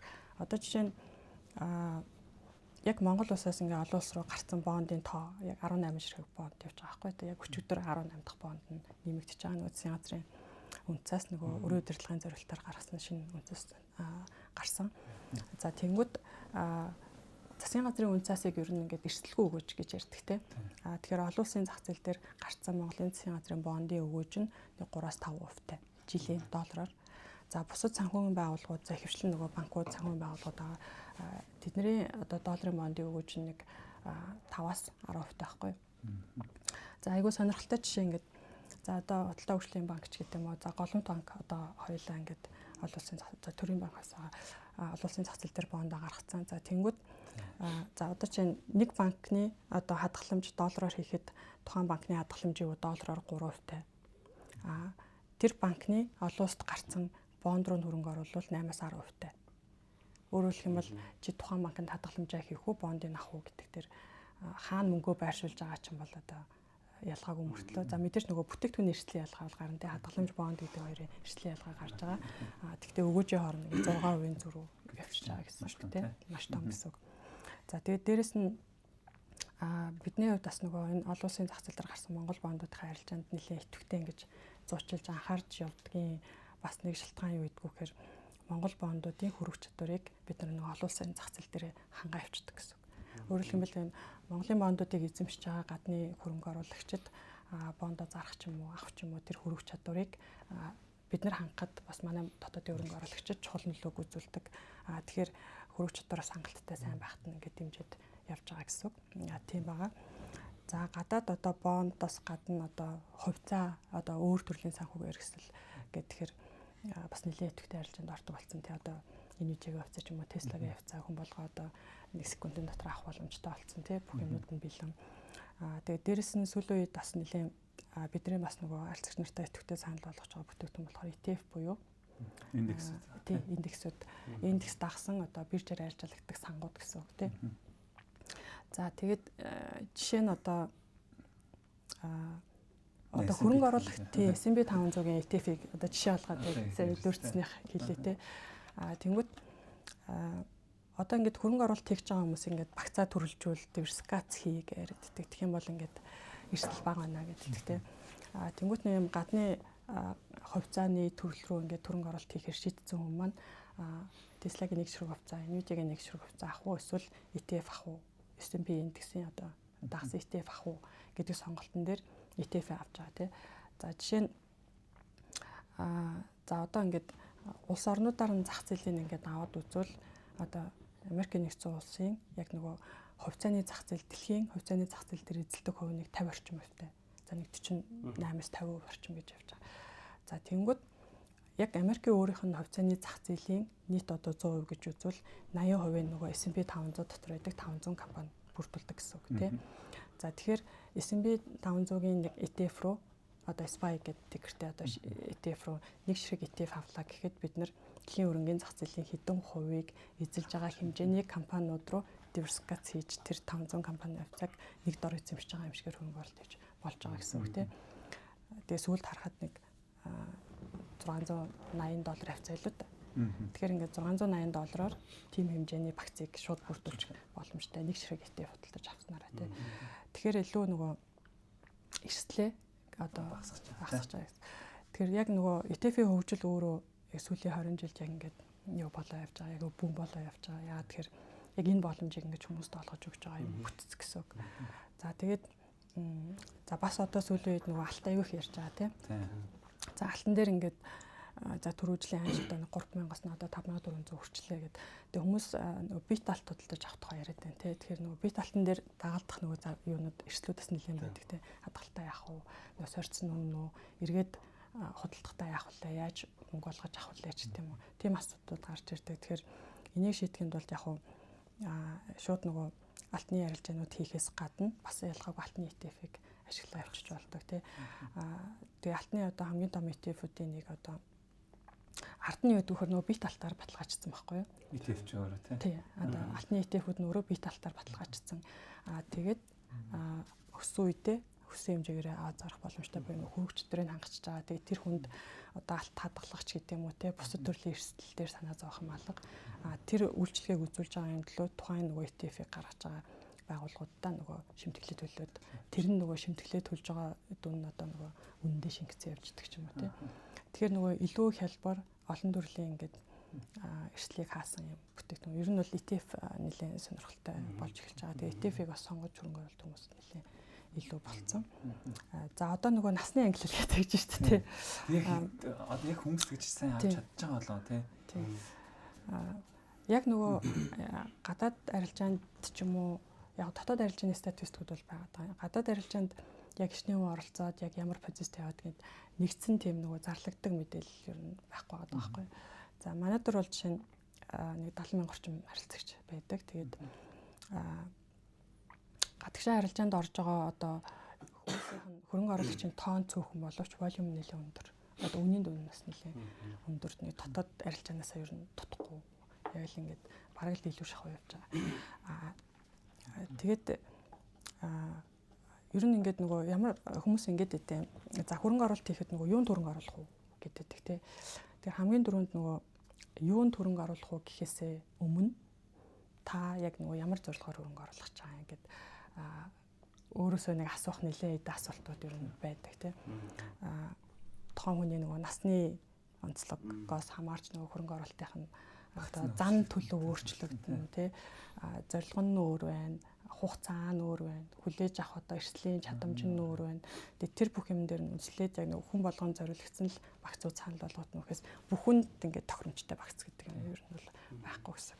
Тэгээд одоо илүү ингээд нөгөө яг нэг 20 орчим насны ч гэдэг юм уу яг нөгөө ажил амьдралын гараа эхлээл нэг юм сургуулаа төгсөөд яг нөгөө анхны ажлаагээ цалингаа аваад хоригдлуулж эхэлж байгаа хүмүүс ер нь хөрөнгө оруулалт аль болохоор эрт эхэлгээд байгаа тий. Тэгээд одоос нэлээд сонирхоод ингэж хөрөнгө оруулалт хийдэг болж эхэлсэн. Тэгээд яг энэ одоо 20-од настай хүмүүсийн хөрөнгө оруулалтын зан төлөв гэдэг юм уу тэр хүмүүс тохиромжтой зүйл нь ерөөхдөө ингэж айгүй энгийнээр ингэж дарааллын үед ямар байдгүй гэхээр ер нь нэг юм 2-3 сарынхаа одоо эрсдэлгүй байх хэмжээний одоо мөнгөөхлийн хоригдлуулж жижиг хоригдлоо ингээд үсгээд санаа хадгалчих тий.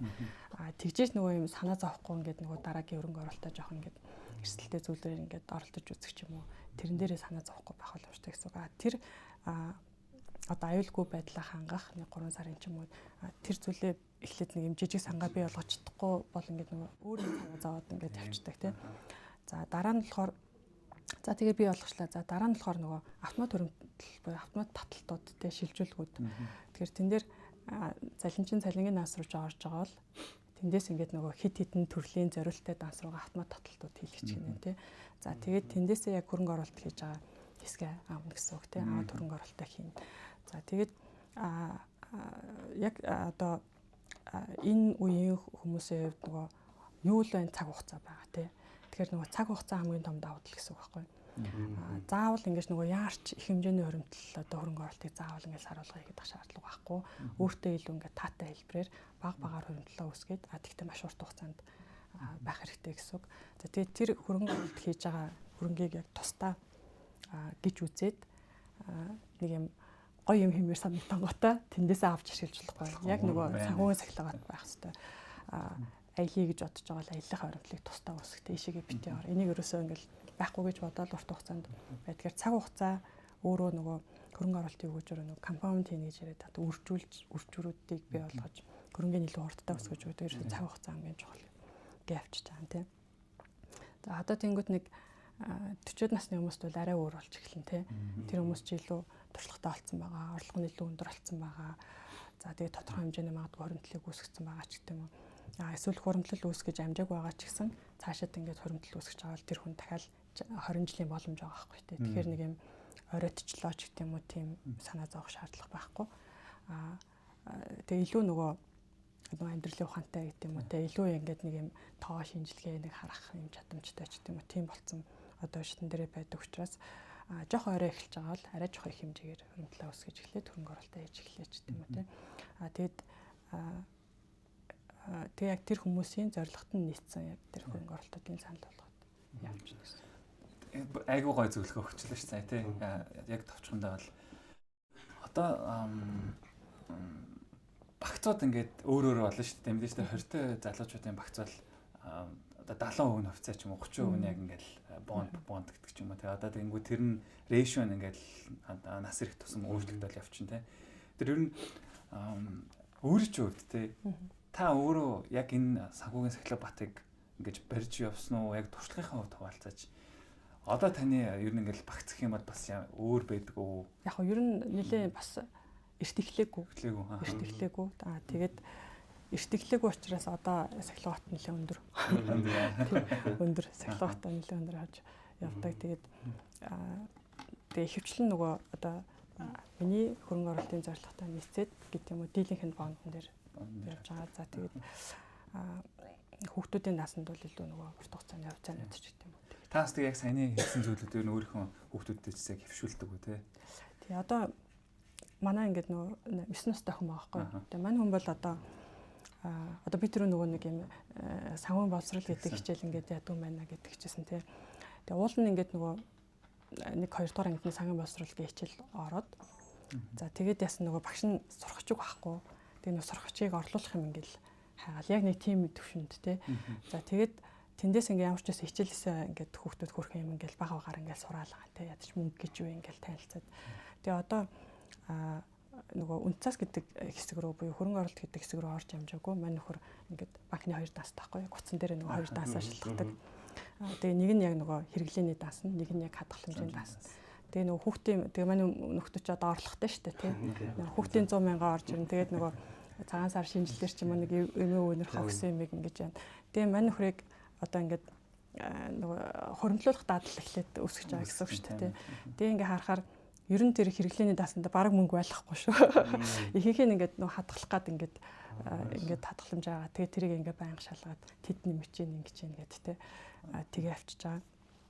За манай том хүү болохоор одоо яг нөгөө ажлын байран дээр ингээ гарч одоо дахиад сурах байгаа нөхөр байхгүй. Тэгээд сурж байгаа. Тэгээ яг нөгөө ажлаас одоо цалингийн орлогоо ингэж хуримтлал үүсгэхдээ манай нөхрийн одоо зорилго нь одоо мастертаа сурахтаа мөнгө өрөмтлүүлнэ ч юм уу тий. Тэгэхээр хувьцаар хөрөнгө оруулалт хийхгүй нөгөө хэрэглэх гээд байгаа байхгүй. 1-2 жилийн дараа хэрэглэх гээд байгаа учраас бондон дээр ингэж мөнгө цуглуулж байгаа. Тэгээ сургалтын төлбөртөө зарцуулаад явдаг ч юм уу тий. Яг тийм байдлаар явж байгаа. Яг банкны даасууд нь болсон нэлээд олон төрлийн даас байгаад тах шиг байна тий. За энийг одоо аялахтаа зарцуулна ч юм уу. Энийг нь бол нэг аюулгүй байдлаа ингээд ямар ч хэсэн байж хэвээр хүндэхгүй ч юм уу тий. Тэгээ нөгөө сургалтын төлбөртөө зориулж хуримтлуулж исэн мөнгө ашиглаад ингээд явдаг ч юм уу. Яг ингээл багаагаар ингээл дадлаа. Аюу гой дисциплинтэй айлгаж байна да. Тийм ээ. Санитар ингээд бонд нэлээ яригдлаа л да. Ингээд хөрөнгө оруулалт яригдахад хувьцаанаас илүү бонд л их яригдлаа. Монголын яг зах зээл дээр ч гэсэн. Тэгэхээр энэ ганцхан эрсдлээс болж ер нь монголчууд бонд руу хөрөнгө оруулалт хийгээд байна уу? Эсвэл өөр бас одоо бид харахгүй одоо манай нөгөө өгөөжийн ялгаа байгаа. Тэгээ хөрөнгө оруулалт гэж ярихаар өгөөж гэж ярьж байгаа л арталт нь эрсдэл гэдэг үг заавал хамт явж байгаа тий. Эрсдэл өгөөжийн харьцаа гэдэг юм л заавал ингээд хамт яригдчих яваад байгаа. За одоо ингээд өгөөжийн сонголтуудыг ингээ харъя гэж бодъё тий. За одоо би ингээд тодорхой хэмжээний хоримтлоо яг одоо хаашаа хийх вэ? За тэр стратеги энтрийг одоо орхиод яг зөвөр ингээд сонголтуудын хувьд ярихаар одоо өгөөжийн төвшингүүд, за хүүгийн төвшингүүд яг одоо өнөөдрийн байдлаар манай зах зээл дээр ямар байна гэхээр за төвөргөөр хэдүүл яриа те. Төвөргөөр ярих юм бол банкны хадгаламжийн хүүнийг 13 орчим хувьтай. За дотроо маш олон төрлийн хадгаламж байгаа. Нэг 10 гаруй 12 банкны сонголт байна те. Аль банкнд нь очиж хийх үү? Яг ямар төрлийн хадгаламж үйлчлэг авах уу гэдэг нь бас ялгаатай те. Банкуудын эрсдэл ялгаатай байхгүй. За ингээд тодорхой хэмжээг нь ингээд банкны хадгаламж хийж болчихно 13%-аар дунджаар тий. За дараагийн сонголт нь өрийн эрхсэл буюу бонд хөрөнгөөр баталгаажсан үнэтэйс. За энэ болохоор зах зээлийн дундаж хүүнийг 17-оос 20% таа байгаа байхгүй. За тэгээ 17-оос 20% ялгааны юун дээр гарч ирж байна гэхээр аль зах зээл рүү гарч байгаа гэдгээс хамаарж байгаа. Нээлттэй зах зээл рүү хальтаа зах зээл дээр татврын ялгаа гарч ирнэ. За тэгээд дээрэс нь тухайн нөгөө бонд гаргаж байгаа компани нөгөө эрсдлийн юу хамаарна тий. Эрсдлийн төвшин бас хамаарна. За ингээд бонд руу хийх юм бол нэг 17-оос 20%. За дахиад ихтгэлцэл гэдэг бас сонголт байна тий. За банк санхүү байгууллагад очиод ихтгэлцэл бас хийчих болно. Ихтгэлцлийн үнүүд бол бондын үетэй ойролцоо. За тэгээд Монголд ингээд одоогийн байдлаар нөгөө бонд гараад тэр нь ингээд төлбөрийн талтал үүсгээд юм эрсдэл үүссэн кейс одоохондоо байхгүй учраас дагах эрсдлийн ингэж баг гэж ерөөхдөө ойлгоод 17-оос 20% өгөөж яг бонд дагаж гардаг эрсдлүүд ард нь байгаа. Гэхдээ нэг юм өгөөж хүртэх юм байна гэж ойлгож байна. За энэ дээр яг манай нөгөө дотоодын зах зээл дээр нөгөө бондын үнийн нөгөө хэлбэлцэл ер нь жоохон багтаа байхгүй. Одоо 100,000 төгрөг авсан боондоо хөвчлэн ингээл 100,000-аараа буцаага зардаг ч юм уу тий. Яг олон улсын зах зээл дээр бол нөгөө үний хэлбэлцэл нэлээд өндөр ингээд цаг минут тутам ингээд өөрчлөгдөж иждэг. Манай зах зээл дээр болохоор яг тэр үеийн нас ингээд идэвхтэй арай эерэг байгаа учраас ханшаас ингээд эрсдэлгүүлэх нь айгүй бага гэсэн үг. За тэгэнгүүт хувьцаараа ороод ирэх тий. За тэгэнгүүт хувьцаараа ороод ирэнгүүт манай одоо хөрөнгөний зах зээлийн одоо түрүүн нөгөө S&P 500 гэсэн шиг ингээд топ 20 индекс гэж байгаа тийм MSCI топ 20 индекс. Тэр болохоор хөрөнгөний мөрчдөр бүртгэлтэй байгаа 162 компани дотроос хамгийн одоо сайн гэж үзэж байгаа 20 хувьцааг сонгож аваад ингээд цагс үүсгэсэн одоо индекс тооцоо явж байгаа гэсэн үг байхгүй. Тэр 20 компани өөрөө Монголын хөрөнгөний биржийн зах зээлийн үнэлгээний 80% эзлээ явж байгаа. Тэгэхээр нөгөө түрүүний S&P дээр нь ойролцоо ингээд зах зээлээ төлөвлөж байгаа гэсэн үг тийм. Тэгэхээр бид нар тэр нөгөө тухайлсан нэг хувьцааны одоо өгөөж гэж ярихгүй индексийнхаа өгөөжийг дундчаалаад ер нь зах зээлийн өгөөж хэдэн нийтийг баримжаалж харж болно гэсэн үг шүү дээ. Тэгэхээр топор индексийн өгөөж бол сүүлийн хэдэн жил ингээд дундаж өсөлт нэг 15 орчим хувь явж байгаа байхгүй. За индекс одоо хувьцааны индекс ярьж байгаа бол хувьцааны хайш ярьж байгаа бол ханшийн эрсдэл буюу нөгөө өсч буурах хэлбэлцлийг ярина тий. Тэгэхээр 15% дундаж өгөөжтэй. За тэгээд одоо volatility гэдээ яриад байгаа тэр ханшийн эрсдэл 30 орчим хувьтай дэшээ доошоо хэлбэлцдэг. За тэгэхээр 15% өгөөж нь дэшегээ 30%-аар нэмэгдэж болно, доошоо 30%-аар болж болно ч юм уу гэж ойлгож байна гэсэн. Тэгээд яг сүүлийн жил бол жишээ нөгөө арилжааны нэлээвтгтэй нөгөө зах зээл өөрөө сайн байсан учраас 20 гаруй хувийн өгөөжтэй ч юм уу байж байгаа гэсэн. Тэгэхээр харьцуулаад харахаар бонд руу 17-оос яг өнөөдрийн түвшинд тий. Гэхдээ нөгөө зах зээлийн нийт одоо дундаж түвшинтэй л харьцуулж байгаа шүү дээ тий. Яг нэг тухайн нэг хувьцаа гэвэл шал өөр болоод ирж байгаа гэсэн. Нэг өдрийн дотор 15% дэшээ доош хөдлөх боломжтой гэсэн үг. Тэгэхээр ингээд дундажлаад аваад үзэхээр бонд нь 17-оос 20% өгөөжтэй яг индекс маань нэг 15-аас 20. Тэгэхээр өгөөжийн ялгаа арай бага юм мөртлөө эрсдэл нь ингээд жоохон өөр байгаад эрсдэл арай бага болчих. Тийм байгаа. Тэгэхээр илүү нөгөө бонд руугаа хүмүүс илүү жоохон сонирхож хийгээд байгаа гэсэн үг. Тэгээд дээрэс нь яг нөгөө хөрөнгөний зах зээл рүү хөрөнгө оруулалт хийхдээ эхлээд нэг юм бондоор эхэлж туршиж үздэг тий. Арай жоохон яа тэгэхээр өгөөж эрсдлүүдийг ингээд жагсаагаад үзвэл нөгөө хөрөнгө оруулалтын төрлүүдийг жагсаагаад үзвэл нөгөө хадгаламжаас эхэлдэг. Засгийн газрын үнцааснаас эхлэв. Тэгээ хадгаламж, тэгээ бонд, тэгээд ETF, тэгээ хувьцаа гэж орж ирж байгаа тий. Тэгэхээр тэр бас ингээд зарчмаараа ингээд баг багаар хөрөнгө оруулалт хийж үзээд ингээд дараагийн төвшинл рүү яваад байгаа гэсэн үг. Тэгвэл ингээд хувьцаар хөрөнгө оруулалт хийхэд нөгөө бүх хувьцаа нэг дунджаар 15% өгөөжтэй бол биш. Тэгээд тухайлсан хувьцаа гэж ярил шал өөр ойлголттой байна. Тэгэхээр манай монголчууд яг энэ арилжаан дээр эрсдэл суурьтай гэсэн үг үү, ашиг суурьтай гэсэн үг үү? Яг бүгд тооцож байна те. Гэхдээ ер нь ингээ харахад яг аль нь илүү давмгаалж байгаа вэ? Ер нь өгөөж л харж байгаа. Илүү өгөөж руу шууд өгөөж руугаа харж байгаа. Тэгээд одоо бид нар чинь ингээд үйлчлэгээ үзүүлж байгаа одоо мэргэжлийн байгууллага шүү дээ тий. Тэр ихэвчлэн хүмүүс ингээд за эрсдэл гэдгийг харж явах хэрэгтэй гэдгийг ойлгодог боловч хамгийн дөрөв шийдвэр гаргахтаа шууд нөгөө өгөөж араа шийдвэрээ гаргацдаг. Бидний зорилго бол нөгөө өгөөжийн ард нь эрсдлийн ард нь сануулж явах хэрэгтэй газар ахгүй. За энийг дагаад ийм эрсдэл байдсан шүү. Одоо яг саяны энэ амар гоё тайлбарлаж өгөөд ер нь хүмүүс нэлээд сайн ойлгоод авч байгаа гэж бодод байна. Арилжаанаас болоод айгүй арилжаа ер нь ингээд нэлээд сайжирч явах үед coin гарч ирээд манайхан нэг юм ерөөсөө л арилжаа гэдэг бол юм баг нөгөө боцоотой гэмблинг хийж байгааг ойлгодог болсон байсан.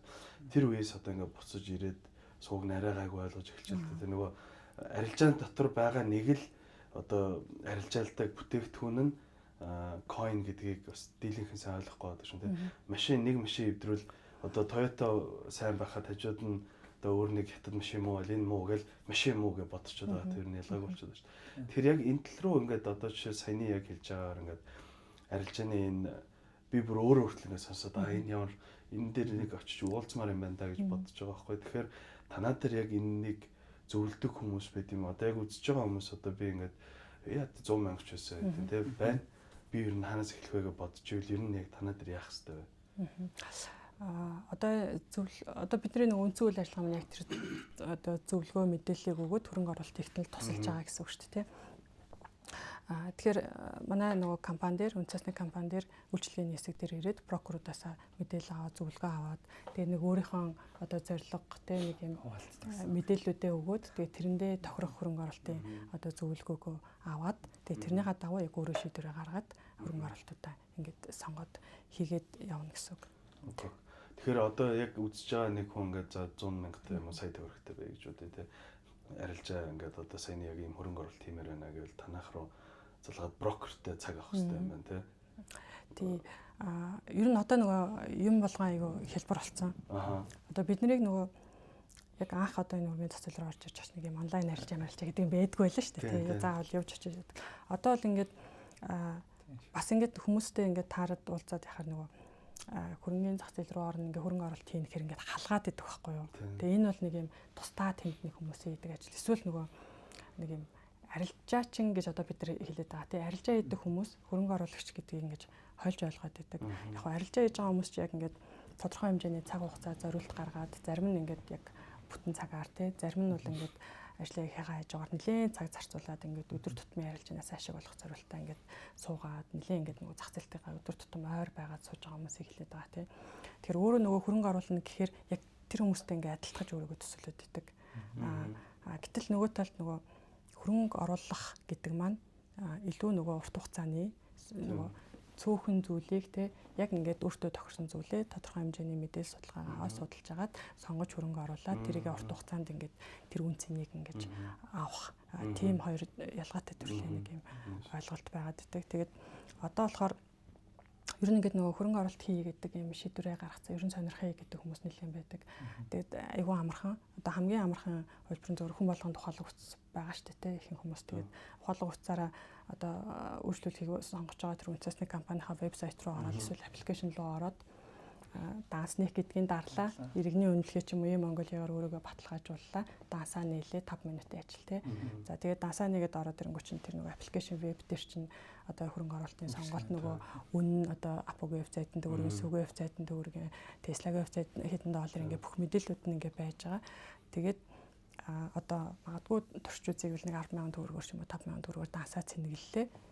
Тэгээд 10,000 төгрөгөөр Dance зэнгэлж байгаа одоо чинь түрүүний нөгөө банкудгийн ярьж штэ тэр 5 банкны хувьцаанаас нэгний ширхгийг авах ч гэдэг юм уу те. Ингээд авах товчоо дарлаа ингээл болох байхгүй те. Тэгэхээр ер нь нөгөө нэг ингэж процесс нь маш хялбар. Тэгээд ер нь ингээд брокер дээр очиж зөвлөгөө авахгүй явцаар яачих гэвэл онлайнаар бүх юмаа хийгээд нөгөө үйлчлэгээний хэлсгийн утас руу залгаад за нэг ийм хувьцаа ингэж гинүү бонд байна уу гэд нөгөө мэдээлэл утсаар зөвлөгөө аваад ингээд бүх юмаа онлайнаар хийчих болно.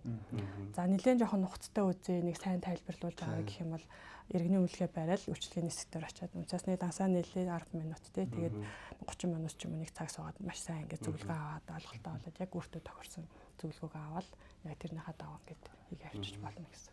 Ер нь маш хэлбэр. Зүгээр яг би нөгөө бод яг арилжаа мэддэг ч юм уу яг энэ салбар дотор байдаг ч юм ер нь сонирхдаг хүмүүс бол ингээ онлайнаар өөртөө явчих واخ ч одоо яг дийлэнх одоо түрүүний нэг арилжаа гэл тэнгууд махан ч ингээл шууд үгүй яг тийм айцтай байгаа. Гэхдээ тэрийг ингээд судлаагүй зүгээр л нэг юм койнер төсөөлөл айдаг болсон хүмүүс байгаа даа шүү дээ. Тэр тийм хүмүүсийг яажсэн ч бараг л очиж л нэг юм зөвлөгөө аваад ингээ суугаад гэж ингэж одоо бараг койн хувьцаа очиж өөрсдөө гэдэг тайлбарлах хэмжээнд бас байгаа хүмүүс байгаа болохоор тэр хүмүүс бол офс руу яваад очиж болох юм байна те. Окей. За одоо хэдүүлээ сая яг хөрөнгө оруулалт тал дээр угаасаа ярилцсан яваад шүү дээ. Одоо энэ хамгийн сүүлийн 3 дахь гэдэг зах зээл чинь юу шүү дээ. Гаднаас хөрөнгө оруулалтад татаж авчираад Монголын компаниудад одоо хөрөнгө босгох ажил яригдчихлаа тий. Тэгээ сая таны дурдсан 18 сая тийм бонд гарсан гэлээ тий. Өөр нь ямар чиглэлээр тэгж хөрөнгө босч байгаа юм бэ? Яг тэр 3 чиглэл дээр юу ямар вэ? Тий гаднаас хөрөнгө оруулалт татах нөгөө үндсэндээ бол нөгөө андреатор үйлчлэгээ гэдэг дотроо ордог боловч нөгөө их усөр нь дотоодын зах зээлээс гаднаас гэсэн санаа явж байгаа тий. Тэгээд яг хамгийн идэвхтэй явагдаж байгаа нь одоо яг хөрөнгөний зах зээл дээрээ гэвэл яг л энэ бондууд л байгаа гэсэн үг. Яг энэ бондууд. За тэгээд энэ дээр болохоор нөгөө ихэвчлэн энэ бондууд маань нөгөө Сингапурын хөрөнгөний бирж дээр бүртгэгдэж гарч байгаа. Тэгээд энэ бондуудын бас нөгөө нэлээд олон бондууд дээр манайхыг нөгөө гадны хөрөнгө оруулалтын банкутай хамтраад нөгөө зөвлөх үйлчлэгээ үзүүлээ явцдаг. Хамтарсан андреатор гэдэг эсвэл дотоодын зөвлөгөө явуулж байгаа. Нөгөө нэг хэсэг нь болохоор яг нэг юм хөрөнгөний зах зээлийн бүтээгдэхүүн биш арай өөр хэлбэрийн санхүүжилтүүд орж ирж байгаа. За ялангуяа банкудад те эсвэл нөгөө банкуд санхүүгийн байгууллагуудад яг энэ санхүүгийн байгууллага руу санхүүжилт өгдөг нөгөө санхүүгийн институтүүдээс хөрөнгө оруулалтууд. Гэхдээ одоо яг шууд нөгөө хувьцааны хөрөнгө оруулалт дандаа нөгөө зээлийн санхүүжилт хэлбэрээр их усруудаас нэлийн орж ирж байгаа. За тэгээд за шууд нөгөө хувийн хөрөнгө оруулалтууд гэвэл одоо чинь юу гэдэг уул уурхаар авч гэдэг юм уу эсвэл барилгын салбарч гэдэг юм уу те нөгөө аль нэг газар ингэж нөгөө аль биесээ бүртгэл байхгүйгээр шууд хөрөнгө оруулалтууд бол чинь тэгээ яадаг. Бидний нөгөө ажилтг гол сегмент маань яг нөгөө хөрөнгөний зах зээл дээр явж байгаа.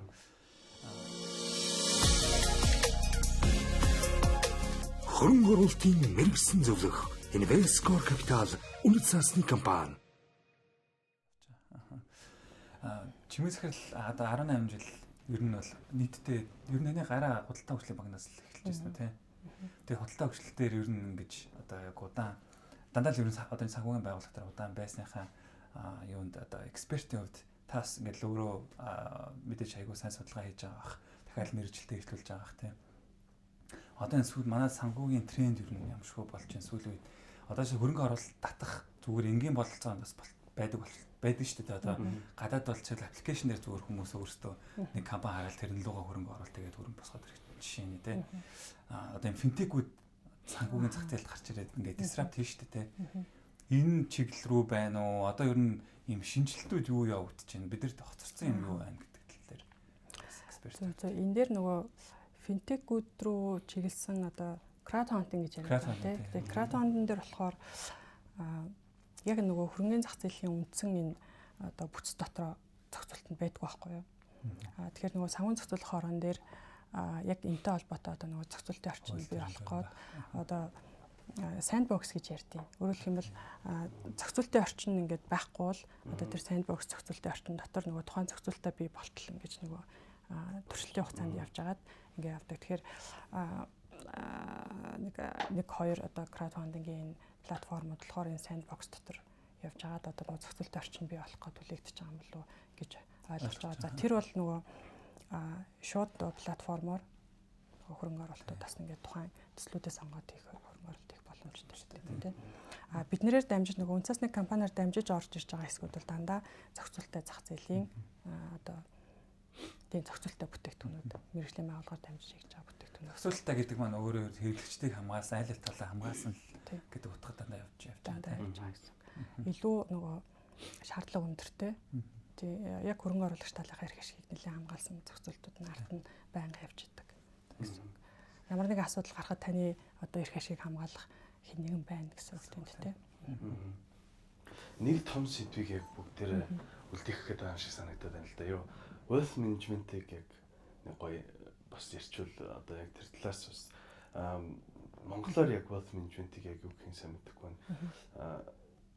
Монгол тэрний хэрэгцээ нэх байгаагүй одоо 90 оноос хойш одоо л яг энэ wealth management Монголд яг хэрэгтэй болж эхэлж байгаа шүү. 35 36 жилийн хугацаа өнгөрсний дараа. Тэгэхээр яг энэ дээр одоо бүгдээрээ ингээ харахаар нөгөө баян хүмүүс Монголд байгаад байдаг. Тэгтээ яг ийм хөрөнгөтэй хүн гэхээр их цөөн болчиход байдаг тийм. Тэгээд нэг ийм үе дамжихад л ер нь одоо тэр гэр бүлийн хөрөнгө ингээд байхгүй болох хэмжээний ингээд компаниуд дампуурахад л ерөөсөө ингээд байхгүй болчихдог. Гадаадад яг энэ wealth management яг утгаараа хийгдээд өв залгамжлах энэ менежмент бас утгаараа хийгдсэн. Хэдэн үе дамжаад ямар ч юм одоо хүн орж ирсэн тэр хөрөнгө ингээд байгаад идэг. Одоо өстой нөгөө муугар хэлгээд ямар ч боловсралгүй нэг хүүхэд орж ирсэн ч тэр гэр бүлийн легасиг байхгүй болох боломжгүй болчиход байна. Тэгээд яг манай Монголд ингээ харахаар одоо энэ групп компаниуд ч юм уу том компаниудын одоо энэ яг энэ одоо хөрөнгөтэй хүмүүс маань ерөөсөө юм баян л байгаа болохоос биш яг тийм хөрөнгөтэй юм сэтгүү суугаагүй байгаа юм шиг. Тэр энэ дээр бас та гоё яг энэ wealth management талаас нь зөв юу гэж орчуулж байгаа юм бэ? Хөрөнгөний менежмент гэж бодлоо. Хөрөнгөний менежмент гэхээр яг нөгөө хөрөнгө оруулалтын менежмент, asset management гэж орчуулагтай авчдаг. Хөрөнгө баялагын удирдлага гэж бид нэр орчуулж яваад байгаа юм. За тэгэд яг нөгөө юм чинэлэг иргэдэг гэдэг одоо сегментэд зориулагдсан үйлчилгээ байхгүй.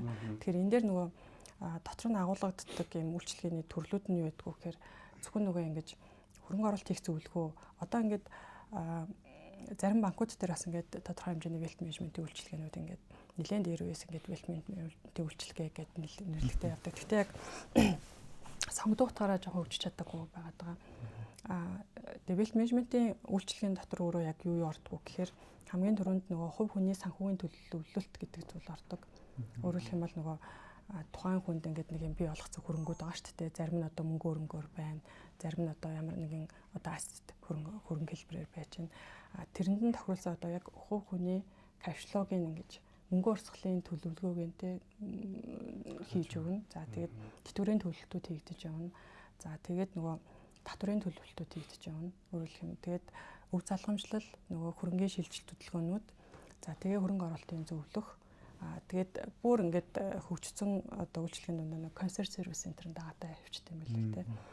Тэгээд бид манай одоо яг энэ wealth management-ийн үйлчлэгийг нөгөө авж байгаа харилцагч нар маань одоо энэ ингээд өөрөө бүтэн пакэж байхгүй тэ. Тэгээд яг хэрэгцээтэй хэсгүүдээ ингээд сонгоод аваад ашиглаж болно тэ. Тэн дээр илүү хийгдэж байгаа яг үйлчлэгийг аваад явж байгаа хүмүүсийг харахаар за хөрөнгө оруулалтын менежмент буюу хөрөнгө оруулалтын зөвлөх үйлчлэг нь байж байгаа. Татврын зөвлөгөө нэлээд орж байгаа. За тэгээд тэтгэврийн төлөвлөлт гэдэг тэгээд нөгөө хувийн санхүүгийн төлөвлөлт гэдэг эднэрийг ингэж багцуулгаад илүү хэрэглэн тэнд яваад байгаа. За тэгээд өв залгамжлал дээр болохоор за одоо ингээд хөрөнгөний шилжилтүүд одоо нөгөө дараагийн үедээ хөрөнгүүдээ яаж өвлүүлэх үү, хөрөнгө шилжилттэй холбоотой гол зүйл нөгөө ямар нөгөө хөрөнгө хэлбэрээр байвал ямар татвар төлж яаж шилжих үү гэдэг асуудал. За тэгээд олон хүмүүсттэй байвал хөрөнгө яаж хуваах вэ ч юм уу те бизнесүүдэд яаж залгаж өгөх үү гэдэг юм яг нөгөө тэр чиглэл рүүгээ яг өв залгамжлал дээр ингээд асуудлууд нь ерөөдөө гараа авчиж байгаа гэсэн үг. Тэр том зургаар нь хараад ер нь бол нэлийн дотроо өргөн агуулгатай тийм үйлчлэгээ таа. Тэгээд яг wealth management дээр бас ингээд нэг юм харагддаг зүйл гэх юм уу чухал зүйл нь юу гэхээр одоо ингээд тодорхой хугацаанд ингээд төрөл бүрийн ингээд бизнес эрхлээ тэндээс ингээд хоримтлол бий болгох юм санаад байгаа шүү дээ. Тэнгүүт тэрийг нөгөө бизнестэйгээ ингээд яг тэр хувийн хөрөнгө хэсгийг ингээд холиод яваад байдаг гэх юм уу. Яг тэр хөрөнгийг нөгөө бизнесийн эрсдлээс ингэж тусгаарлагдаггүй. Тусгаарлагдаггүй одоо байх гад байдаг байхгүй. Тэгээд энд ямар нэгэн асуудал гарвал ингэ чинь ч юм уу те ийш хөрөнгө оруулчин ч юм уу. Тэгээд нэг харилцагч иржсэн. Тэгээд тэр кейс дээр болохоор за одоо ингээд бизнесээсээ би яг ингээд энэ хувийн хөрөнгөө яг ингэж тусгаарлаж эхлэх одоо яг энэ аюул чухал байна. За тэнгууд бизнесээсээ одоо ингээд орлого олж байгаа тэр ашиг гаргаж авч байгаа хэсэг шүү дээ. Тэр хэсгээ одоо эрсдлийн сан хэлбэрээр ч юм уу ингэж өөртөө байлгана. Эсвэл одоо эрсдлийн сан гэхүү баялагын сан гэхүү яг өөртөө зориулсан тий. Тэгээд яг ийм тохиолдолд нь ингээ гаргана. Тэрнээс биш ерөөсөө бизнестэйгээ ойлгохгүй гэж нөх хөрөнгөө салгаж хувааж яг эндээ тусдаа менежмент хийж яг нөгөө хөрөнгө оруулалт чиглэлээр энийг ашиглах гэж байгаа тий. Бизнесийн харилцаа бол тусдаа, хөрөнгө оруулалт бол тусдаа гэдэг ингэж ялгаж эхэлж байгаа. За нөгөө нэг өөр данс руу шилжих. Тийм тэрнтэй адилхан нөгөө бизнесийн дансуудаа салгах. Яг хөрөнгө гэдэг үг одоо ялгаж эхэлж байгаа явуулчих жоох тий. Монголчууд нөгөө юм энэ хүн ингээ баян юм энэ хүн хөрөнгөтэй гэхээр компаниар нь л бодоод байдаг тий. Тэгвэл яг энэ саяны энэ wealth management чинь бол компани хамаагүй компани бүрийн доор ороод ирж байгаа байхгүй тий. Компани доор явж байхад дээр нь яваад тэр яг одоо сан бараг үсэж байна одоо тий. Тэрийг яг юм гэр бүлийн юм зарцуулалт тий. Компани солигдсон ч дараагийн компаниг оруулж ирэл явж идэг энэ тогтолцоо үүсэх ёстой гэсэн үг. Тийм. Хөрөнгөний тусдаа одоо өдөртөгчдөг хөрөнгө оруулалтын одоо бодлоготой гэсэн үг тийм. Тэгээ яг энэ дүн чинь өөрөө ингээд иргэдийн хөрөнгө оруулж байгаа дүнтэй харьцуулахад нэлээд том дүнгуудын асуудал яригдчихэж байгаа тийм. Тэгэхээр тэр хөрөнгөний удирдлага буюу одоо хөрөнгө оруулалт хийхэд хамгийн гол нөгөө хардаг эрсдлүүдийн шал дахиад өөр болоо авчих тийм. Өөрөөр хэлбэл хөрөгчдөр хардаг болно тийм. Одоо энэ бизнес рүү тийм хөрөнгө оруулалт хийчихвэл би буцааж нөгөө хөрөнгөө гаргаж авахд хөрөгчдөр эрсдэл ямар байхгүй ч гэдэг юм уу. Тэндээс би ханшийн ямар эрсдэл өгөөж илүү хүртгүү ч гэдэг юм уу те. Тэгээд дээрэс нь одоо энэ чинь дахиад нэг юм хөрөнгө оруулалт хийх тустай юм багц бий болж штэ те. Тэгээд энэ багцыг дахиад ямар нэгэн одоо шинэ төрлийн бизнесийг эхлүүлэх ч юм уу эсвэл ямар нэгэн бизнесийн худалдаа авалтад ашиглах юм уу. Эсвэл одоо үйл хөдлөл хөрөнгөний худалдаа авалтанд ашиглах юм уу. Эсвэл зүгээр олон нийтийн энэ хувьцаат компаниудын хувьцаанд хөрөнгө оруулах юм уу. Эсвэл одоо бондонд оруулах юм гэдэг. Илүү нөгөө тэнд жинхэнэ нөгөө юм багцын төрөлжилт гэдэг зүйл явагдчихдаг гэх юм уу те. Судалгаа бол нэлээ сайн компани бодлыг тэмдэглэн. Тэгээд одоо нөгөө family office-ууд гэж ярьдаг те.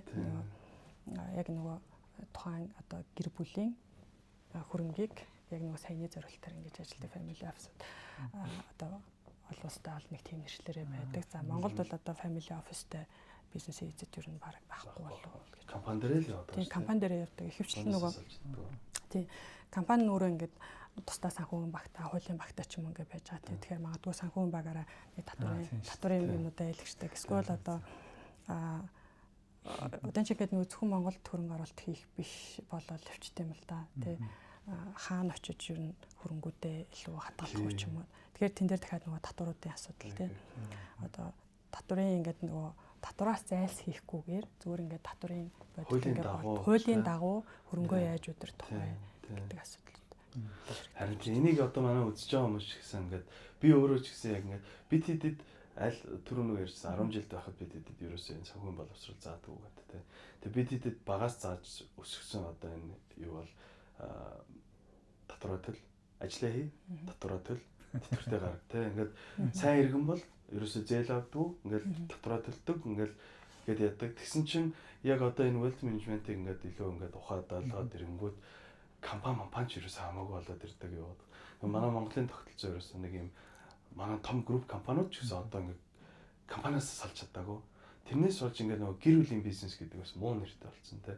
Нөгөө тэр чинь ингээд менежмент рүү гэр бүлийг зуралтуулаад компанид оруулаад байгаас болж үүсдэг юм болохоос тэгвэл яг энийг бас үзэж байгаа хүмүүс маань ойлгоод компани гэдэг энэ тусдаа хөрөнгө гэдэг юм тусдаа энд хөрөнгө дээр гэр бүлээрээ байх хэвээр яг энэ компаниуд бол тусдаа л юм одоо өстой бизнесүүд өөрсдийнхөө жамаар явж байгаа хэвээр тэрийг бас амар гоё ойлгоод тэрвэл одоо саяны ярьж байгаа энэ Дубай, Сингапур энэ татвар дээр яригдангууд эднэр яагаад яригдаад байд юм одоо ийм амар хөрөнгөтэй болсон хүмүүс зүгээр хөрөнгөө авч тавьдаг ийм улс хэрэгтэй болсон байгаа байхгүй тийм эзэж Монгол байхгүй яг одоогийн нөхцөл дээр яг ийм Сингапур ч юм уу Дубай юм найдвартай газар татварын зөв зохицуулттай газар тийм тэр энийг бас яг үзэж байгаа хүмүүс маань ингээд илүү ухаж үзээсэй гэж хүсэж байна.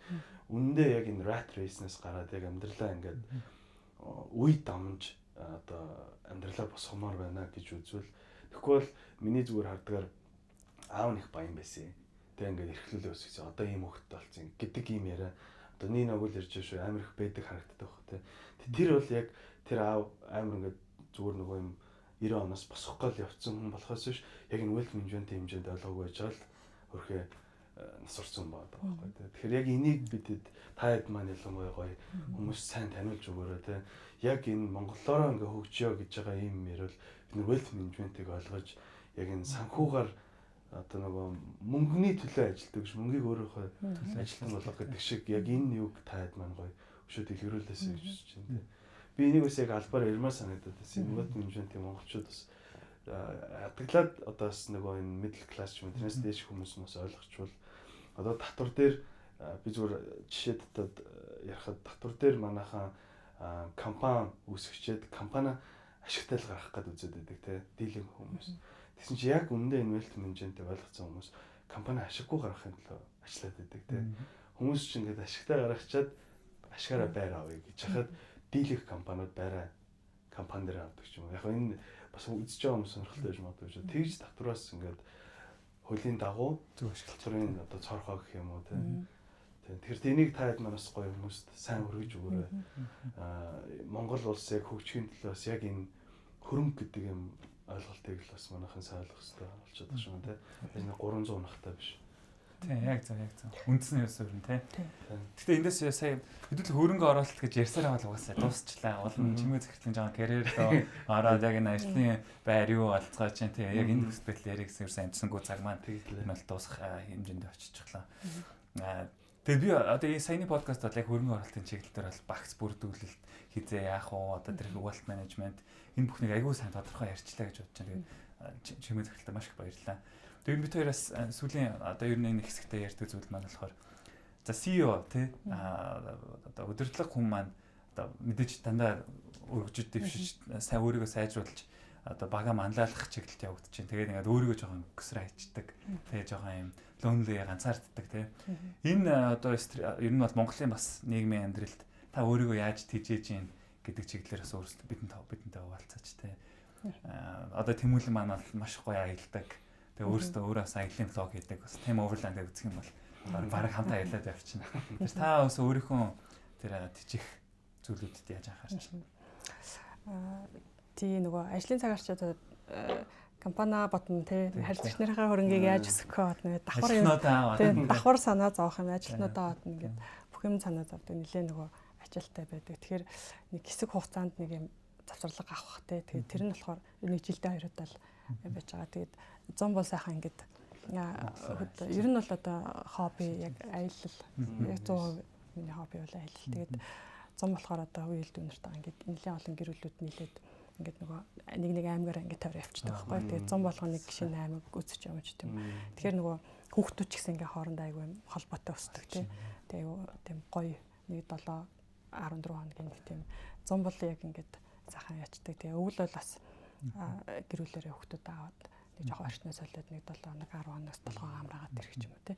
Тэгээ тэндээс ер нь нэлээ одоо гэр бүл одоо тэр одоо тий хүрээллээсээ л нэг гоё ирчүүл аваад ажилтаа байна. За тэгээд яг хөө дээрэс нь нөгөө community-нууд бас нэлээд байдаг тий. Янз янзын нөгөө тухайлсан сонирхлын клубүүд ч гэдэм. Тэд нар бас айгуу гоё. Нотшол ямар community та байна. Оо яг хөө за одоо ер нь нэг юм хувийн хүрээлэл гэх юм уу нэг хэсэг нөхдүүд байна. Ерөөдөө яг нэг юм санхүүгийн зах зээл дээр ажилладаг нэг эмэгтэй захирлууд ч юм уу тийм байна. За тэгээд нөгөө бизнесийн нэг аль биесны community байдаг те. Тэгээд тэднэрлэг бас оролцож байна. Ноцтой байна. Хөрөнгөтэй community Хөрөнгөтэй community гэдэг нь амар community байж байгаах те. Яг нөгөө ингээл нэг зах зээлээ ярьдаг ч юм уу те. Нэг адилхан зовлонгоо ярьдаг те. Тийм бас. Тэр их чухал. Тэр чухал те. Тэгээ нэг одоо жишээ нь одоо бид нар чинь ингээл нэг зах зээлийн мэдээлэлд ойр байгаа гэж байгаа боловч тэнд нэг өөр хүн өөр үнцэг харцсан байна. Биднэрт нэг өөр үнцэг харцсан байна те. Тэгээ мэдээллүүдээ шеэрлэх. Тийм. Тэгээ одоо энэ санхүүгийн зах зээл чинь хамгийн сүүлийн үеийн мэдээллүүд ер нь байн гарч байгаа шүү дээ те. Та яжсан харилцагч нартаа хүргэдэг баг. Тэгэхээр одоо би зөв хамгийн сүүлийн асуулт нэг сонирхолтой гэж магадгүй. Одоо энэ сая Иранд дэгдээд байгаа том дайн гэж болж шүү дээ. Дубайг ярьсан. Дубайд байгаа хөрөнгөнүүд ч одоо бут усэрч байгаа шүү дээ. За тэгээ нөгөө газрын цусны үн чинь өөрөө 6-аас 10% өсөөл ингээл одоо явчлаа шүү дээ. Манай бас зах зээлд хэрхэн нөлөөлөх бол гэдэг дээр та зөв өөрийнхөө үнцэг байна. Тий, яг нөгөө жоохон дунд хугацаанд гэдэг юм уу ингээ алгуурхан нөлөөллүүд л нэлээ орж ирэх байх. Тэр чинь хамгийн гол нөлөөлөл нөгөө эрчим хүч нөгөө газрын цусны чиглэлээр явж байгаа шүү дээ тийм. Орон зай хоолойгийн хоолоогоор одоо дамжиж газрын цусны нийт одоо нэлээд 20% хийгдэж байна. За тэрний дийлэнх худалдаа авалт нь нөгөө хятадын зах зээл байна. Тэгээ хятадын зах зээл дээр магадгүй одоо эрчим хүчний шиг юм байна. Газрын цусны их усүрүүдийн одоо дутагдлаас болоод нөгөө ажилтнууд жоох удаашрах ч юм уу тийм. Ямар ч гэсэн нөгөө хятадын эдийн засаг руу тодорхой хэмжээний удаашрал орж ирнэ гэдэг маань тэр нөгөө экспортоо шууд тийшээ гаргаж байгаа. Одоо улс орны хувьд бол нөлөөлөл шууд орж ирэх нөгөө экспортын орлого гадаад төлөвтэй албан нууц тэгээ энэгээр дамжаад нөгөө ханш инфляц гэдэг рүүгээ нөлөөлж байгаа юм те. Тэгээд тэндээс хамаарал нөгөө дагалдах бүх нөлөөллүүд орж ирж байгаа. Тэгээд яг хоо одоо эдийн засаг руугаа тэм нөлөөллүүд бол тодорхой хугацааны дараа орж ирэх юм. Тодорхойгүй байдлаар нэлээд нэмэгдэж байна гэсэн үг шүү дээ. Тэгээ яг одоо сая ингээд сүүлийн 2 хоногийн дотор яг Монголын одоо гадна гарсан байгаа бондуудын хувьд ямар эффект үзүүлэх гэвэл харьцангуй гайвуултай. Гэхдээ ер нь бол энэс санхүүгийн хувьд л тодорхой хэмжээний бас юунууд авах хэрэгтэй те одоо юу тийм өөрчлөлтүүд гэх юм. Тийм одоо ингээд нөгөө хөрөнгө оруулагчдын мөнгөний урсгал ер нь ингээд хаанаас хаашаа чиглэж юм ч гэдэг юм уу те. Нийт одоо эдийн засгийн хямрал ер нь дөхөж гин үү яаж гин. Тэгээд тэрийгээ дагаад хөрөнгөний зах зээлүүдээр ямар нөлөө үзүүлэх юм. Тэр нь нөгөө ямар санхүүгийн хэрэгслүүдээр нөлөө үзүүлэх юм гэдэг нэг юм индикатор юмнуудаа бол ингээд байнга хараа явна. Тэгээд одоо хамгийн том эрсдлүүд ч одоо ингээд ерөөсөө л нөгөө геополитик эрсдэл бол нэлээд өндөр ингээд ороод ирж байгаа. Тодорхойгүй байдлыг үүсгээд байгаа гол юм ч ерөөсөө ингээд энийг дагаад ирж байгаа тийм тэр л. Дубай л юм. Шууд урсгал өршлөгжил байлаа сая. Манай нэг хамаатны нэг хүн Дубайд амьдардаг. Тэгээд тэнд бас яг хөрөнгө байгаа ингээд хамгийн найдвартай газар гэж байж чинь. Сая яг Ираны яг юуны дараа уулзсан чинь өөр улс руу нөхөх гэдэг яваас болчихж байгаа байхгүй. Тэгэхээр яг тэр хэмжээнд бол тэ нэлээд нөлөөлөх байна. Хөрөнгөний урсгал ингээл тэ ханаа айлаас нөгөө онгоцны нэг трафик ингээд явдаг шүү дээ тэ яг тэртэй адилхан шууд ингэж хэлсэн шүү дээ. Тэгээд тэр яг ялгаагүй л яах вэ? Тэрний адилхан ингээд нөгөө хөрөнгөний урсгал гэдэг юм бас ханаас хаашаа чиглэж байна гэдэг юм. Тэрс нэлээд өөрчлөлтүүд гарсан. За. За. Маш их баярлалаа чимээ захирлаа. Тэгээд бидэнтэй бас ингээд баг 2 цаг хэдүүлээ ярьсан байна. Тэг баярлалаа. Хүрэлцэн ярьсанд. За Баярлалаа баярлалаа. 15 жилийн ойн баярын мэнд. За баярлалаа. Ганцаархнаа компьютер ширээтэйгээ явжсэнээс 40 хүнтэй компани босгоно гэдэг бол бас том амжилт. Тэгэхээр хамт олон бүгдээрэнд нь баяр хүргэе. Тэгээд улам их амжилт хүсье та тий. За баярлалаа. Тэгээд та хоёрын ажилд бас амжилт хүсье. Баярлалаа. Тэгээд үзэгчд маань заавал subscribe-аар дараараа өдөр хүртэл хамт байсан бол тэгээд мэдээж гоё асуулттай байвал бас доор дахиад үлдээж болно. Манай одоо баг маань чимгээ захирлаас асуух одоо холбож өгөх бүрэн боломжтой. Тэгээд бас гаднаас хөрөнгө оруулалт нараа бас. Тий. За баярлалаа. Баярлалаа. За баярлалаа.